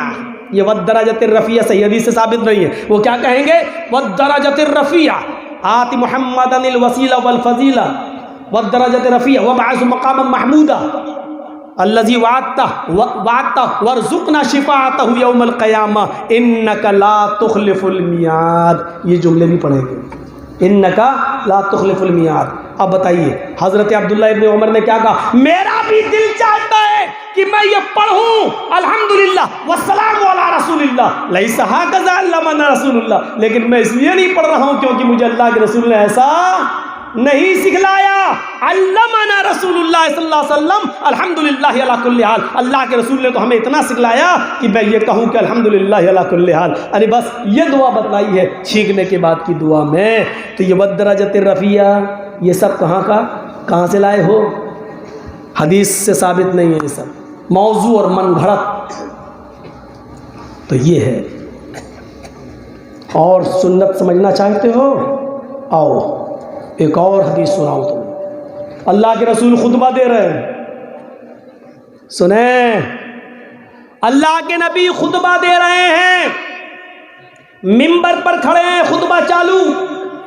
اور اتنے میں حضرت عبداللہ ابن مسعود رضی اللہ تعالیٰ عنہ مسجد میں نماز پڑھنے کے لیے آ رہے ہیں. دیکھ رہے خطبہ چالو ہو گیا. جیسی داخل ہوئے مسجد کے اندر, ان کا ایک پیر مسجد کے اندر ہے اور ایک پیر مسجد کے باہر ہے. ابھی پوری طریقے سے داخل نہیں ہوئے, ایسے جا رہے تھے, ایسے پیر ایک اندر اور ایک باہر. مسجد میں ایک صحابی خطبے کے دوران کھڑے ہو گئے, اٹھ گئے. ان کو کوئی ضرورت پیش آئی ہوگی تو وہ کھڑے ہو گئے. اللہ کے رسول نے اس صحابی کو کھڑے ہوتے دیکھا, ان کو اٹھتے ہوئے دیکھا, تو آپ نے ایسے دیکھے کہا اجلس مکانک. کہا ان سے جو کھڑے ہو رہے تھے مسجد میں دوران خطبہ, جو سن رہے تھے پہلے سے, آپ نے ان سے کہا کھڑے ہو رہے تھے وہ اجلس مکانک, اپنی جگہ پر بیٹھ جاؤ, اپنی جگہ پر بیٹھ جاؤ. لیکن نام نہیں لیا تھا آپ نے, آپ نے صرف یہ کہا اپنی جگہ پر بیٹھ جاؤ. یہ مسجد میں گھس رہے تھے عبداللہ ابن مسعود, ان کا ایک پیر مسجد کے اندر تھا, ایک پیر باہر تھا. انہوں نے سنا اللہ کے نبی نے کہا اپنی جگہ پر بیٹھ جاؤ, ایسے بیٹھ گئے, ایسے ایک پیر اندر ایک پیر ایسے بیٹھ گئے. کیا اسٹائل رہی ہوگی, ہم تو بیٹھ ہی نہیں پائیں گے. آپ لوگ کر کے دیکھیے گا, ایسے بیٹھ گئے. اللہ کے رسول کے چہرے پہ ہنسی آ گئی, مسکراہٹ آ گئی. آپ نے کہا تعال یا عبداللہ, آئے عبداللہ تم ادھر آؤ. ارے تم کیوں بیٹھ گئے, تم سے تھوڑی کہا تھا میں نے. پھر وہ آنے لگے. آپ نے کہا تم سے تھوڑی کہا تھا میں نے, تم کیوں بیٹھے؟ تو انہوں نے جواب دیا, اللہ کے رسول میں کیا جانوں آپ نے کس سے کہا, آپ نے کسی کا نام تھوڑی لیا تھا, آپ نے صرف یہ کہا بیٹھ جا, میرے کانوں نے سنا نبی کا حکم ہے بیٹھ جا, میں اسی جگہ پر بیٹھ گیا, یہ سوچ کر نبی کا حکم نہیں مانوں گا تو جہنمی ہو جاؤں گا, نبی کا حکم نہیں مانوں گا تو نافرمانی کہلائی جائے گی, میں اس لیے بیٹھ گیا. یہ فرما برداری تھی, یہ اطاعت تھی, یہ جذبہ تھا. کہاں گیا وہ جذبہ, کہاں گیا, کہاں گئی وہ اطاعت, کہاں گئی وہ فرما برداری, کہاں گیا وہ جذبہ؟ بتائیے. مسجد کے اندر داخل ہو رہے ہو, ایک پیر اندر ہو, سوچئے تو صحیح اسٹائل کیا رہی ہوگی, ایک پیر باہر ہو ایک پیر اندر ہو, اور اللہ کے رسول نے دوسرے صحابی سے کہا بیٹھ جاؤ, اور انہوں نے سنا تو بیٹھ گئے, کیا حالت رہی ہوگی, وہ بھی بڑھاپے میں. بیٹھ تو گئے.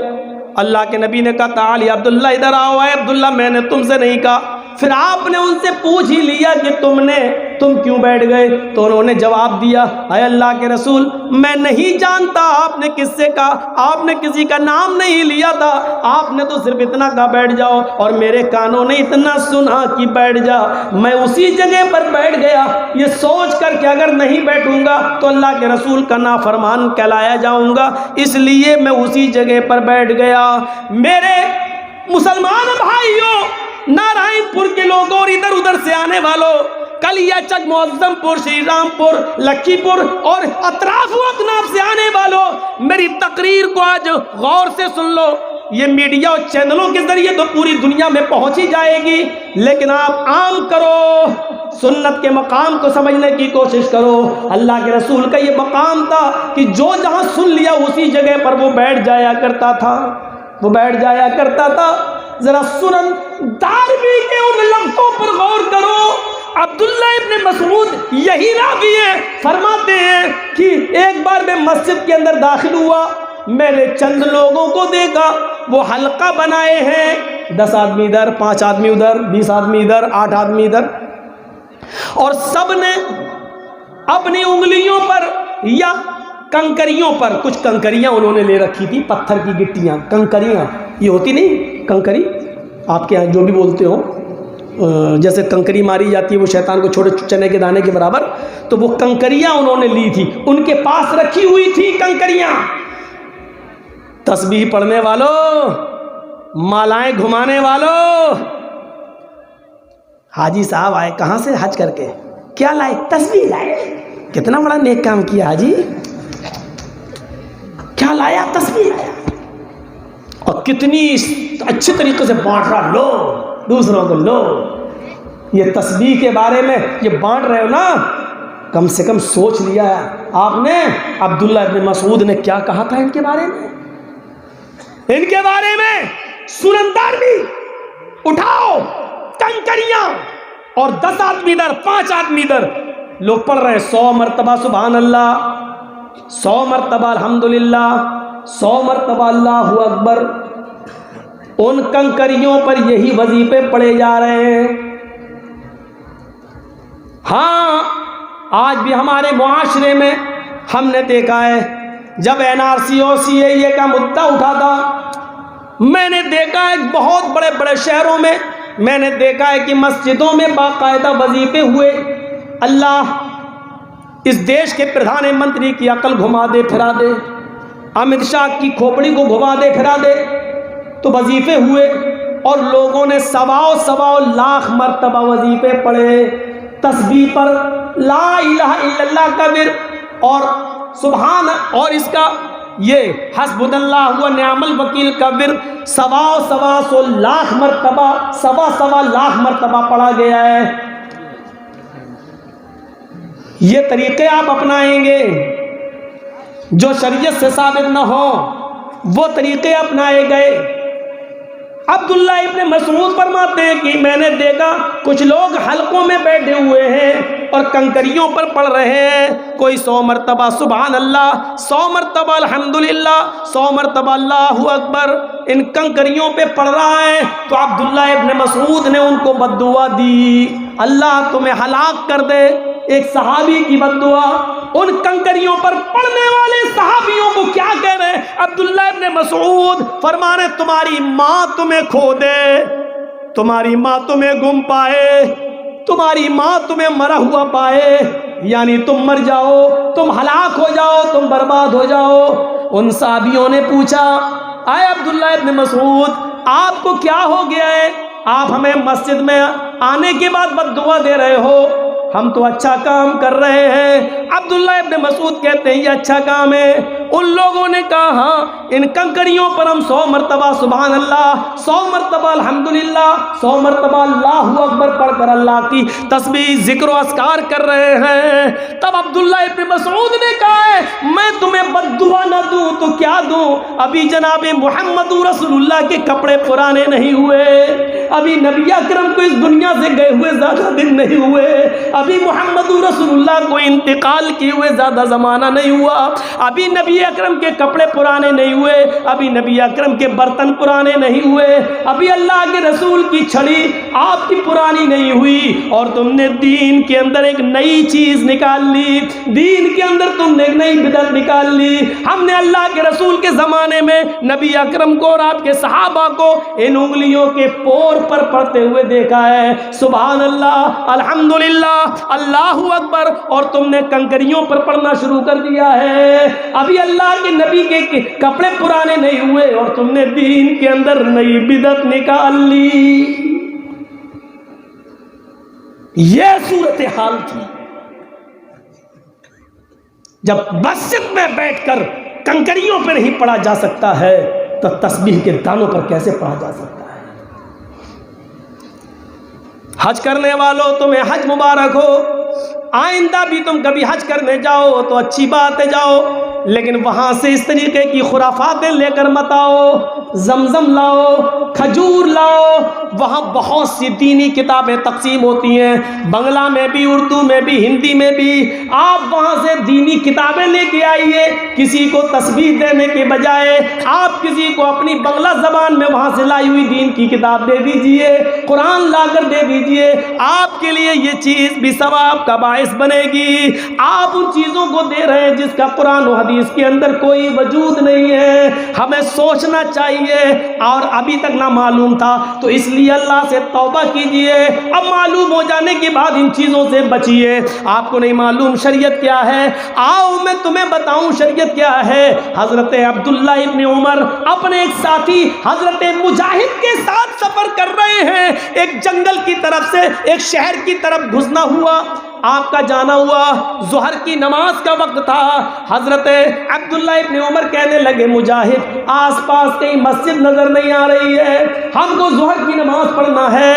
حضرت مجاہد کہتے ہیں ہاں کوئی مسجد تو نظر نہیں آتی ہے۔ ابھی دونوں گفتگو ہی کر رہے تھے کہ اتنے میں اذان کی آواز سنائی دی، اللہ اکبر، اللہ اکبر۔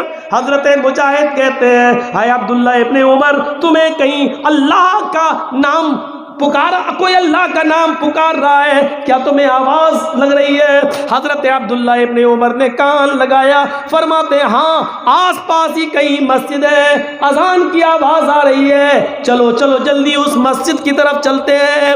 جیسے عبداللہ ابن عمر حضرت مجاہد کے ساتھ اس محلے میں پہنچتے ہیں، مسجد کا دروازہ آ گیا، حضرت عمر مسجد میں داخل ہونا چاہتے ہیں، اتنے میں اذان کا آخری جملہ ادا ہوتا ہے، مؤذن کہتا ہے لا الہ الا اللہ۔ حضرت عمر نے عبداللہ ابن عمر نے سمجھا اذان ہو گئی ہے، اب مسجد کے اندر داخل ہوتے ہیں، اتنے میں مؤذن جس نے اذان دی، اذان دینے کے بعد اس نے ایک لفظ ایک جملہ اپنی طرف سے ادا کر دیا، الصلاۃ الجامعہ، الصلاۃ الجامعہ، لوگو جلدی آؤ مسجد میں، جلدی آؤ نماز کھڑی ہونے والی ہے، نماز کھڑی ہونے والی ہے۔ دیکھیے کوئی برا جملہ نہیں کہا، اس نے نمازی کے لیے بلایا، اس نے صرف یہ کہا لوگوں جلدی آؤ مسجد میں جماعت کھڑی ہونے والی ہے۔ عبداللہ ابن عمر نے مسجد میں قدم رکھ دیا تھا، حضرت مجاہد سے کہتے ہیں مجاہد میرا ہاتھ پکڑو، مجاہد مجھے گشی آ رہی ہے، مجاہد مجھے چکر آ رہے ہیں، میں گر جاؤں گا۔ مجاہد کہتے کیا ہوا؟ حضرت عبداللہ ابن عمر کہتے ہیں مجاہد مجھے یہاں سے نکالو، اس مسجد میں نماز نہیں پڑھوں گا، یہ بدعتیوں کی مسجد ہے، یہ بدعتیوں کی مسجد ہے، اس مسجد سے مجھے نکالو۔ میں نے اللہ کے نبی کے زمانے میں صرف اذان اتنی سنی، لا الہ الا اللہ، اذان کا مطلب یہ ہوتا ہے نماز کے لیے آؤ، لیکن اس نے اپنی طرف سے الصلاۃ الجامعہ کہہ دیا کہ جلدی آؤ نماز کھڑی ہونے والی ہے، اپنی طرف سے کہہ کر اس نے لوگوں کو بلایا۔ یہ نئی چیز اس نے ایجاد کر دی ہے، بدعتیوں کی مسجد ہے۔ آئے مجاہد مجھے اس مسجد سے نکالو، اس مسجد میں میری نماز نہیں ہوگی۔ سوچئے اتنا سا جملہ بڑھ گیا تو مسجد میں نماز نہیں پڑھی، باہر نکلے اپنی پگڑی اتاری، اسی کو چادر بنا لیا، اسی کو زمین پہ بچھا لیا اور بغیر ٹوپی کے نماز پڑھ لی، بغیر امامے کے نماز پڑھ لی، کیونکہ ٹوپی لگانا نہ فرض ہے نہ واجب ہے نہ کوئی زیادہ ثواب کا حامل ہے، اس لیے انہوں نے سوچا زمین پر بچھا لو، سر سے پگڑی اتر گئی تو کیا ہوا؟ میں نے اللہ کے رسول کو ننگے سر نماز پڑھتے ہوئے بھی دیکھا ہے۔ میرے پیارے ساتھیوں، انہوں نے مسجد سے باہر سڑک پر نماز پڑھ لی، اپنے سر کا امامہ اتار کے زمین پہ بچھا کے نماز پڑھنا گوارا کر لیا، لیکن اس مسجد میں نماز نہیں پڑھی ہے۔ ہم اندازہ لگائیں مولانا جرجیس آپ کی مسجد میں نماز پڑھنے کا حق رکھتا ہے؟ باہر سے آنے کے بعد جس مسجد کے اندر ہر فرض نماز کے بعد دعا کو ضروری سمجھ کے مانگا جاتا ہو اور امام کو مجبور کیا جاتا ہو، بتائیے کون سے کس خیال سے مسجد میں داخل ہوا جائے اور کون سا ارادہ لے کر مسجد میں جایا جائے؟ جہاں قبرستان کے اندر ہاتھ اٹھا کر میت مرنے کے بعد دفنانے کے بعد ہاتھ اٹھا کر دعا مانگنے کو جنازے کا ایک حصہ تصور کیا جاتا ہو، میرے بھائیوں کون سا چہرہ لے کر اور کون سا ارادہ لے کر آپ کے ہاں آیا جائے؟ 18-20 سال کا عرصہ ایک لمبا عرصہ ہوتا ہے، لیکن وہی گھسی پٹی باتیں اور وہی چیزیں چلی آ رہی ہیں۔ آج یہ چیز تو آپ نے ضروری سمجھ لی، میں نے مان لیا، چلیے نہیں بدل رہے ہو آپ کی مرضی، لیکن جو چیز سنت ہے اس کو تو آپ نے کیا ہی نہیں۔ مردے کو قبرستان میں جب دفن کرنے کے لیے جاتے ہیں اور جب اس کو لٹاتے ہیں تو آپ کیسے لٹاتے ہو؟ چت لٹاتے ہیں نا، سر ادھر رہتا ہے، مان لیجئے سر ادھر ہے پیر ادھر ہے تو ایسی تو لٹاتے ہو نا۔ مجھے دکھائیے آپ کہاں ہیں؟ آپ کے علاقے کے کسی مولوی نے آپ کو بتایا ہے؟ جبکہ سنت یہ ہے کہ میت کو جب آپ قبر کے اندر لٹائیں گے تو اس کو داہنی کروٹ سے لٹائیں گے۔ ہم لٹاتے تو چت ہیں اور منہ اس کو ایسا کر دیتے ہیں، ایسا کر، یہ اور تکلیف دہ چیز ہے۔ چت لٹاتے ہیں، غلط ہے یہ طریقہ، پھر سن لو غلط ہے یہ طریقہ۔ نہیں سمجھ میں آیا ہے تو ڈنکے کی چوٹ پہ کہتا ہوں، میت کو قبر میں اتارنا اور چت لٹانا غلط ہے طریقہ۔ کل تک رہوں گا، شام تک رہوں گا انشاءاللہ، کسی کو اس کی دلیل ملے تو ہمیں بھی دکھا دینا۔ علم ایک سمندر ہے، ہو سکتا ہے کہ میرے پاس علم نہ ہو، آپ کے پاس کوئی دلیل ہو آپ ہمیں دے دیں، اور نہیں تو میرے پاس دلیل ہے۔ میت کو داہنی کروٹ سے لٹایا جائے گا، ایسے ایسے، اور اس کا یہ حصہ جو ہے کمر، اس کو آپ دیوار سے چپکائیں گے، کیونکہ جب داہنی کروٹ سے آپ لٹائیں گے تو وہ ٹک نہیں پائے گا، ٹک نہیں پائے گا۔ آپ کو مٹی کے 2-3 ڈھیلے اس کے پیچھے رکھنا پڑیں گے تاکہ وہ ٹک جائے، اور ایسا نہیں کر سکتے ہو تو اس والی دیوار سے جو قبر کھدی ہوئی ہے اس کو آپ اس دیوار سے چپکا دیجئے اور اس کو پورا کا پورا داہنی کروٹ سے لٹائیے، اس کے بعد پٹرے رکھ کے آپ اس کے بعد مٹی دیں۔ یہ طریقہ سنت ہے، یہ طریقہ شریعت سے ثابت ہے، لیکن آپ نہیں کریں گے۔ جو ثابت ہے وہ نہیں کریں گے، اور جو ثابت نہیں ہے اس کو کرنے پر آپ اپنے امام کو اور اپنے عالم کو مجبور کریں گے۔ کیوں؟ میرے باپ دادا جو کرتے چلے آئے ہیں وہی ہم کریں گے، ہم میں اور دوسروں میں کیا فرق رہ گیا ہے؟ میت کو قبرستان میں چت نہیں لٹایا جائے گا. قبر میں اتارتے وقت اس کو داہنی کروٹ سے، اور سنیے، اس کی چارپائی کو سامنے نہیں رکھا جائے گا قبر کے، اس کی چارپائی کو میت کے پائیں تاپے پر قبر کے اس سائڈ میں رکھا جائے گا. اور جب اس میت کو لایا جائے گا، لوگ اٹھائیں گے تو اس کو پائتاپے کی طرف سے، پیر کی طرف سے لائیں گے، اور اس طریقے سے، جیسے یہ قبر کھدی ہوئی ہے، یہ قبر کھدی ہوئی ہے، آپ اس کو ایسے لائیں گے، ایسے، اور پھر اس کا سر یہاں کریں گے اور پیر اس کے یہاں کریں گے، اور یہاں سے لائیں گے، اس کو سامنے سے نہیں لایا جائے گا. سنیے طریقہ، یہاں سے اٹھایا اور دے دیا، لے اتار لیجیے، نہیں، میت کو اس طرف رکھیں گے اور وہاں سے اس کی باڈی کو اٹھا کر ایسے لایا جائے گا، اس کا سر ادھر ہوگا، پیر ادھر ہوں گے، اور اس طریقے سے لایا جائے گا، اس طریقے سے، اور یہاں سر اور یہاں پیر رکھا جائے گا، اور اس کے بعد اس کو داہنی رائٹ سائڈ داہنی کروٹ سے اس کو لٹا کر دیوار سے چپکا کر پڑرے رکھ کر مٹی دی جائے گی. یہ ہے طریقہ. اب کل جانتے ہو چائے کی ہوٹلوں پہ باتیں ہوں گی، یہ مولوی ایک اور فتنہ کھڑا کر رہا ہے، یہ نیا آ گیا ہے، نئی بات بتا گیا. آج تک کسی کو، ابھی تک تو چتی لٹاتے آئے ہیں. ارے آپ کیا لٹاتے آئے ہو، ہم نے بھی لٹائے ہیں. جب نہیں معلوم تھا، نہیں معلوم تھا، لیکن جب علم ہو گیا تو ضد اور بحث نہیں. جب دلیل آ گئی، آمنا و صدقنا، جب نبی سے ثابت، تو وہاں ایک بات آپ کی نہیں چلے گی، ہماری نہیں چلے گی، وہاں چلے گی تو جناب محمد رسول اللہ کی چلے گی. یہی تو شریعت ہے، یہی تو شریعت ہے. آدمی اپنی غلطی کو تسلیم کر لے اور شریعت پر جم جائے، یہی تو شریعت ہے. آپ کو معلوم ہے حضرت امیر معاویہ خانہ کعبہ کا جب طواف کرتے تھے تو خانہ کعبہ کا طواف کرتے ہوئے چاروں کونوں کو چھوتے تھے. چاروں کعبے کے چار کونے ہیں نا، چاروں کونوں کو چھوتے تھے. جبکہ حکم کیا ہے؟ حکم کیا ہے؟ آپ پہلا چکر جو لگائیں گے وہ حجر اسود جہاں ہے وہاں سے آپ شروع کریں گے، اس کونے سے، اور وہاں سے چکر لگاتے ہوئے آپ آئیں گے رکن یمانی کو چھوئیں گے. آپ یہ ایسے اگر چھو سکتے ہیں آرام سے تو چھو لیجئے، اس کو آپ چھوئیں گے، اور رکن یمانی اس کے بعد جو کونا آئے گا وہ حجر اسود کا ہوگا. یہاں سے یہاں تک آپ یہ دعا پڑھیں گے، ربنا آتنا فی الدنیا حسنۃ وفی الآخرۃ حسنۃ وقنا عذاب النار.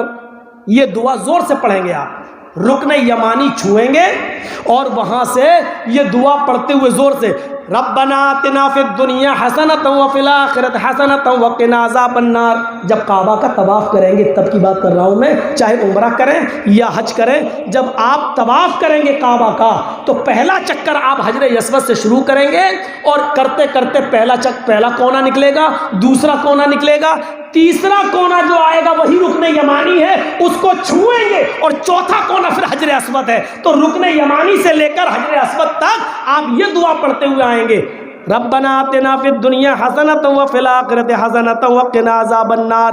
اب حجر اسود پر آنے کے بعد اگر آسانی سے بوسہ لے سکتے ہو تو لے لیجئے، اور آسانی سے بوسہ نہیں لے سکتے ہو تو اپنا دائنا ہاتھ اٹھا لیجئے اور یہ کہیے اللہ اکبر. یہ کہہ کر آپ آگے بڑھ جائیے اور چکر لگائیے. خام خواہ ہلاکت میں اپنے آپ کو مت ڈالیے، زبردستی کسی کو دھکا دے کر چومنے کی کوشش مت کیجیے خانے حجر اسود کو، کیونکہ وہاں کچھ حبشی لوگ بھی طواف کرتے ہیں نا، بڑے موٹے تازے ہوتے ہیں. ہم نے تھوڑی بہت کوشش کی تو ایک دھکے میں گرے تھے ہم ادھر، بڑے لمبے چوڑے ہوتے ہیں. اب ان کو تھوڑی معلوم ہے یہ مولانا جرجیس ہے کون ہے، وہاں تو سب ایک ہی ڈریس میں ہے، ایک ہی لباس میں ہے. اب ہم جیسے سوچ رہے تھے کہ چلے جائیں ذرا چوم لیں، تو جیسی دھکا لگا گئے، وہ تو گرے نہیں تھے، وہ گرتے ہی نہیں ہیں، وہاں گریں گے تو ایک دوسرے کے اوپر ہی گریں گے، وہ اٹھا لیتا ہے. مصیبت مول مت لو، چلو اللہ اکبر کہہ کے آگے بڑھ گئے. اور وہ بڑے بدماش ہوتے ہیں کالے لوگ جو ہوتے ہیں، وہ حبشی، وہ کسی کے نہیں دیکھتے ہیں. وہ ایک تو افریقہ کے ہوتے ہیں، لگتا ہے ان کے کالے ہونٹوں سے ہی حجر اسود کالا ہوا ہوگا، ایسا لگتا ہے. وہ اتنے ویسے ہوتے ہیں کر کے وہ آگے بڑھ جاتے ہیں. تو یہ طریقہ 4. لیکن رکن یمانی کو چھونا اور حجر اسود کو بوسہ لینا اگر آسانی سے ہو سکے. لیکن امیر معاویہ کیا کرتے تھے؟ وہ چاروں کونے چھوتے تھے. یہ پھر دوسرا چاروں کونے چھوتے تھے. ایک بار عبداللہ ابن عباس نے ان کو دیکھ لیا تو طواف کے بعد ان کو پکڑ لیا. کہنے لگے یہ تم کیا کرتے ہو؟ کہا کیوں؟ یہ 4 کونے کیوں چھوتے ہو؟ یہ کونا بھی چھوا، یہ کونا بھی چھو لیا، یہ کونا بھی چھوا، یہ کونا بھی چھوا، یہ کونا بھی چھوا، ایسا کیوں کرتے ہو؟ تو حضرت امیر معاویہ نے فرمایا اے عبداللہ، خانہ کعبہ پورا کا پورا برکت حاصل کرنے کی چیز ہے، تبرک ہے. ہم چاہتے ہیں کہ اس کے زیادہ سے زیادہ حصے کو چھو لے تاکہ برکت حاصل ہو جائے. دیکھیے مقصد اچھا تھا، دل میں نیت اچھی تھی، مقصد اچھا تھا، ارادہ نیک تھا. لیکن کیا کہہ رہے ہیں کہ میں چاہتا ہوں کہ حجر پورا کا پورا کعبہ کا جتنے کونے سب چھو لوں، زیادہ سے زیادہ چھو لوں تاکہ برکت حاصل ہو. اس پر عبداللہ ابن عباس نے کیا فرمایا؟ سنو، تم غلط کرتے ہو. میں بھی چاہتا ہوں کہ کعبے سے لپٹ جاؤں، میں بھی چاہتا ہوں کہ پورے کعبہ کے ایک ایک حصے کو میں چھوؤں اور چوموں اور چاٹوں اور برکت حاصل کروں، لیکن یہ محمد رسول اللہ کی سنت کے خلاف ہے. اے معاویہ، ایسا نہیں. اللہ کے نبی نے رکن یمانی کو چھوا ہے اور حجر اسود کو بوسہ لیا ہے، بس ہمیں رکن یمانی کو چھونا ہے اور حجر اسود کو بوسہ لینا ہے، چاروں کونوں کو نہیں چھونا ہے. ایسا اللہ کے نبی جناب محمد رسول اللہ صلی اللہ علیہ وسلم نے ہمیں سکھلایا ہے، ایسا ہمیں اللہ کے نبی جناب محمد رسول اللہ صلی اللہ علیہ وسلم نے بتایا ہے. امیر معاویہ کہتے ہیں تم ٹھیک کہہ رہے ہو، اتنے بڑے صحابی لیکن غلطی واپس لے لی. کیا کہتے ہیں؟ تم ٹھیک کہہ رہے ہو، اب میں ایسا ہی کروں گا، رکن یمانی کو چھوؤں گا اور حجر اسود کو بوسہ لوں گا، کیونکہ یہی محمد رسول اللہ کا طریقہ ہے. ایک چیز اپنی طرف سے آگے نہیں بڑھا رہے. ایک حدیث، ایک واقعہ اور سنا کر میں آپ کو رخصت کروں گا، آپ کے پنڈال سے جائیے. میرے بھائیوں سنیے، بڑا اچھا واقعہ ہے، بڑا اچھا. عبداللہ ابن مسعود نے ایک مرتبہ اس آدمی کو ڈانٹا. فجر کی نماز کے بعد 2 رکعت سنت پڑھنے کے بعد، فجر میں 2 رکعت سنت ہے، 2 فرض ہیں، 2 سنت 2 فرض. تو عبداللہ ابن مسعود نے ایک آدمی کو ڈانٹا. کیوں ڈانٹا؟ کہ وہ 2 رکعت سنت پڑھنے کے بعد ابھی دیکھا نماز میں ٹائم ہے، فرض نماز میں دیر ہے، ابھی بعد میں جماعت کھڑی ہوگی، تو 2 رکعت سنت پڑھنے کے بعد وہ اور 2 رکعت پڑھنے لگا. اللہ اکبر، اور لمبی نماز پڑھنے لگا. جب لمبی نماز پڑھ کے ختم کیا تو عبداللہ ابن مسعود نے ڈانٹا. دیکھیے 2 رکعت سنت پڑھ چکے تھے، اب 2 فرض پڑھنا ہے، تو فرض تو پڑھنے رہے، وہ تو جماعت کے ساتھ پڑھو گے. 2 سنت پڑھنے کے بعد 2 رکعت اور پڑھنے کے لیے کھڑے ہو گئے، یہ سوچ کر ابھی ٹائم تو ہے اور پڑھ لو. لیکن عبداللہ ابن مسعود نے جب ڈانٹا تو انہوں نے کہا مجھے کیوں ڈانٹ رہے ہو؟ کہا تمہیں گناہ پڑے گا. تو اس آدمی نے کہا اے عبداللہ، نماز پڑھنے پر اللہ مجھے گناہ دے گا؟ دیکھیے سوال، دیکھیے، ارے میں تو نماز پڑھ رہا ہوں، کیا نماز پڑھنے پر اللہ مجھے عذاب دے گا؟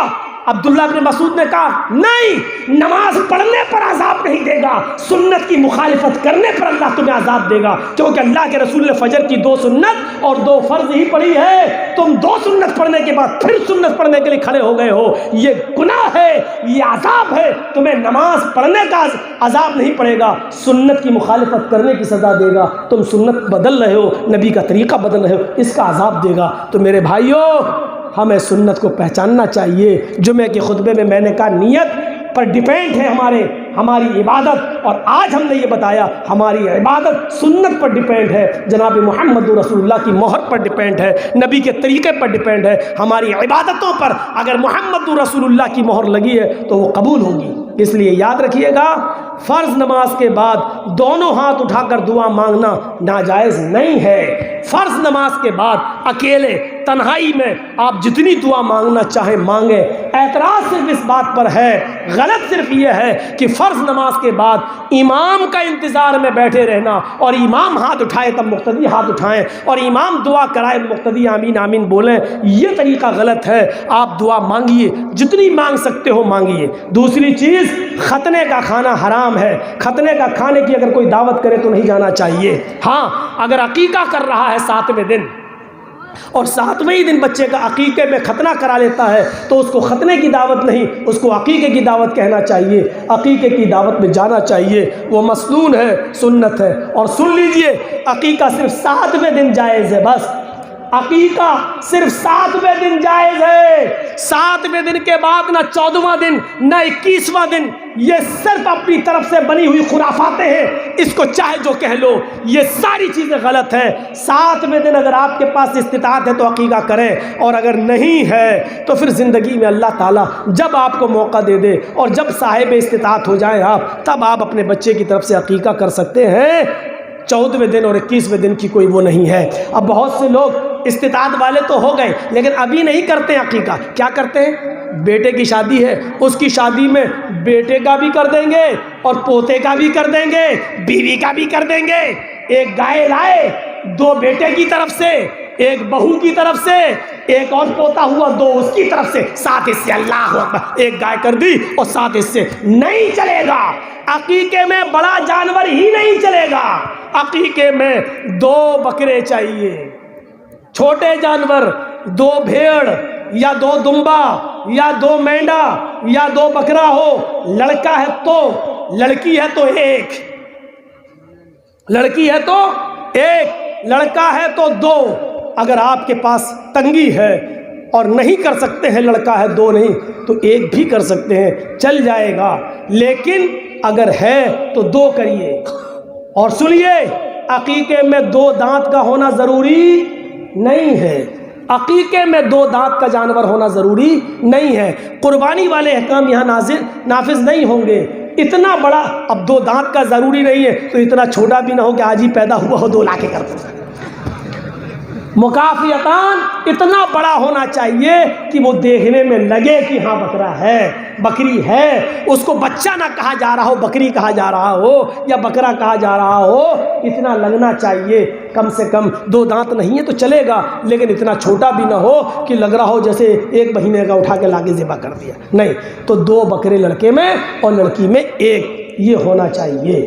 تو یہ جو چیزیں تھیں جو میں نے آپ کے سامنے رکھی ہیں، آپ میت کے لیے قبرستان میں دعا کریں۔ دعا میں ہاتھ اٹھانے کا جہاں تک مسئلہ ہے وہ قابل اعتراض ہے، دعا کرنا نہیں۔ اللہ کے رسول نے خود کہا اپنے بھائی کے لیے دعا کرو، ہیں؟ بس الان اس سے سوال کیا جائے گا، اس سے پوچھا جائے گا۔ چھوڑو یار، یہاں کوئی فتوے بازی تھوڑی ہوتی ہے پر جلسوں میں لا کے سوال کرتے ہیں۔ آپ کے ہاں دارالفتہ کھلا ہوا ہے، فتوے وہاں سے لیا کریے۔ یہ تو تقریر میں ایک حصہ ہے، وہ ہم نے بتا دیا جو بتا رہے ہیں ہم آپ کو۔ اور ایک آدمی کے سوال بتاؤ تو دوسرے اور لانے لگتے ہیں۔ ایک بار کٹیہار کی سائڈ میں پروگرام ہوا تو 2.5 گھنٹے تقریر ہوئی نہیں، پورا کا پورا سوال جواب نہیں چلا گیا۔ اب بعد میں وہاں کے لوگ بولتے ہیں نہیں پوری تقریر 2.5 گھنٹے اور بولو، 2 گھنٹے اور بولو۔ تو یہ سب چیزیں نہیں ہونی چاہیے، یہ سب چیزیں پرسنل ہیں، اکیلے میں آ کے بات کرنی چاہیے۔ تو اللہ تعالیٰ سے دعا کریے بار الہ ہمیں کتاب و سنت پر چلنے کی توفیق عطا فرمائے، ہمیں محمد رسول اللہ کی سنت کو زندہ کرنے کی توفیق عطا فرمائے، ہمیں قرآن و حدیث کے مطابق عبادت کرنے کی توفیق عطا فرمائے، ہماری ماں بہنوں کو بھی سنت پر چلنے کی توفیق عطا فرمائے۔ اور اللہ جب تک تو ہمیں زندہ رکھ، اسلام پہ زندہ رکھنا، اور جب ہمارا خاتمہ ہو تو ایمان پر ہمارا خاتمہ فرمانا۔ وما علینا الا البلاغ المبین۔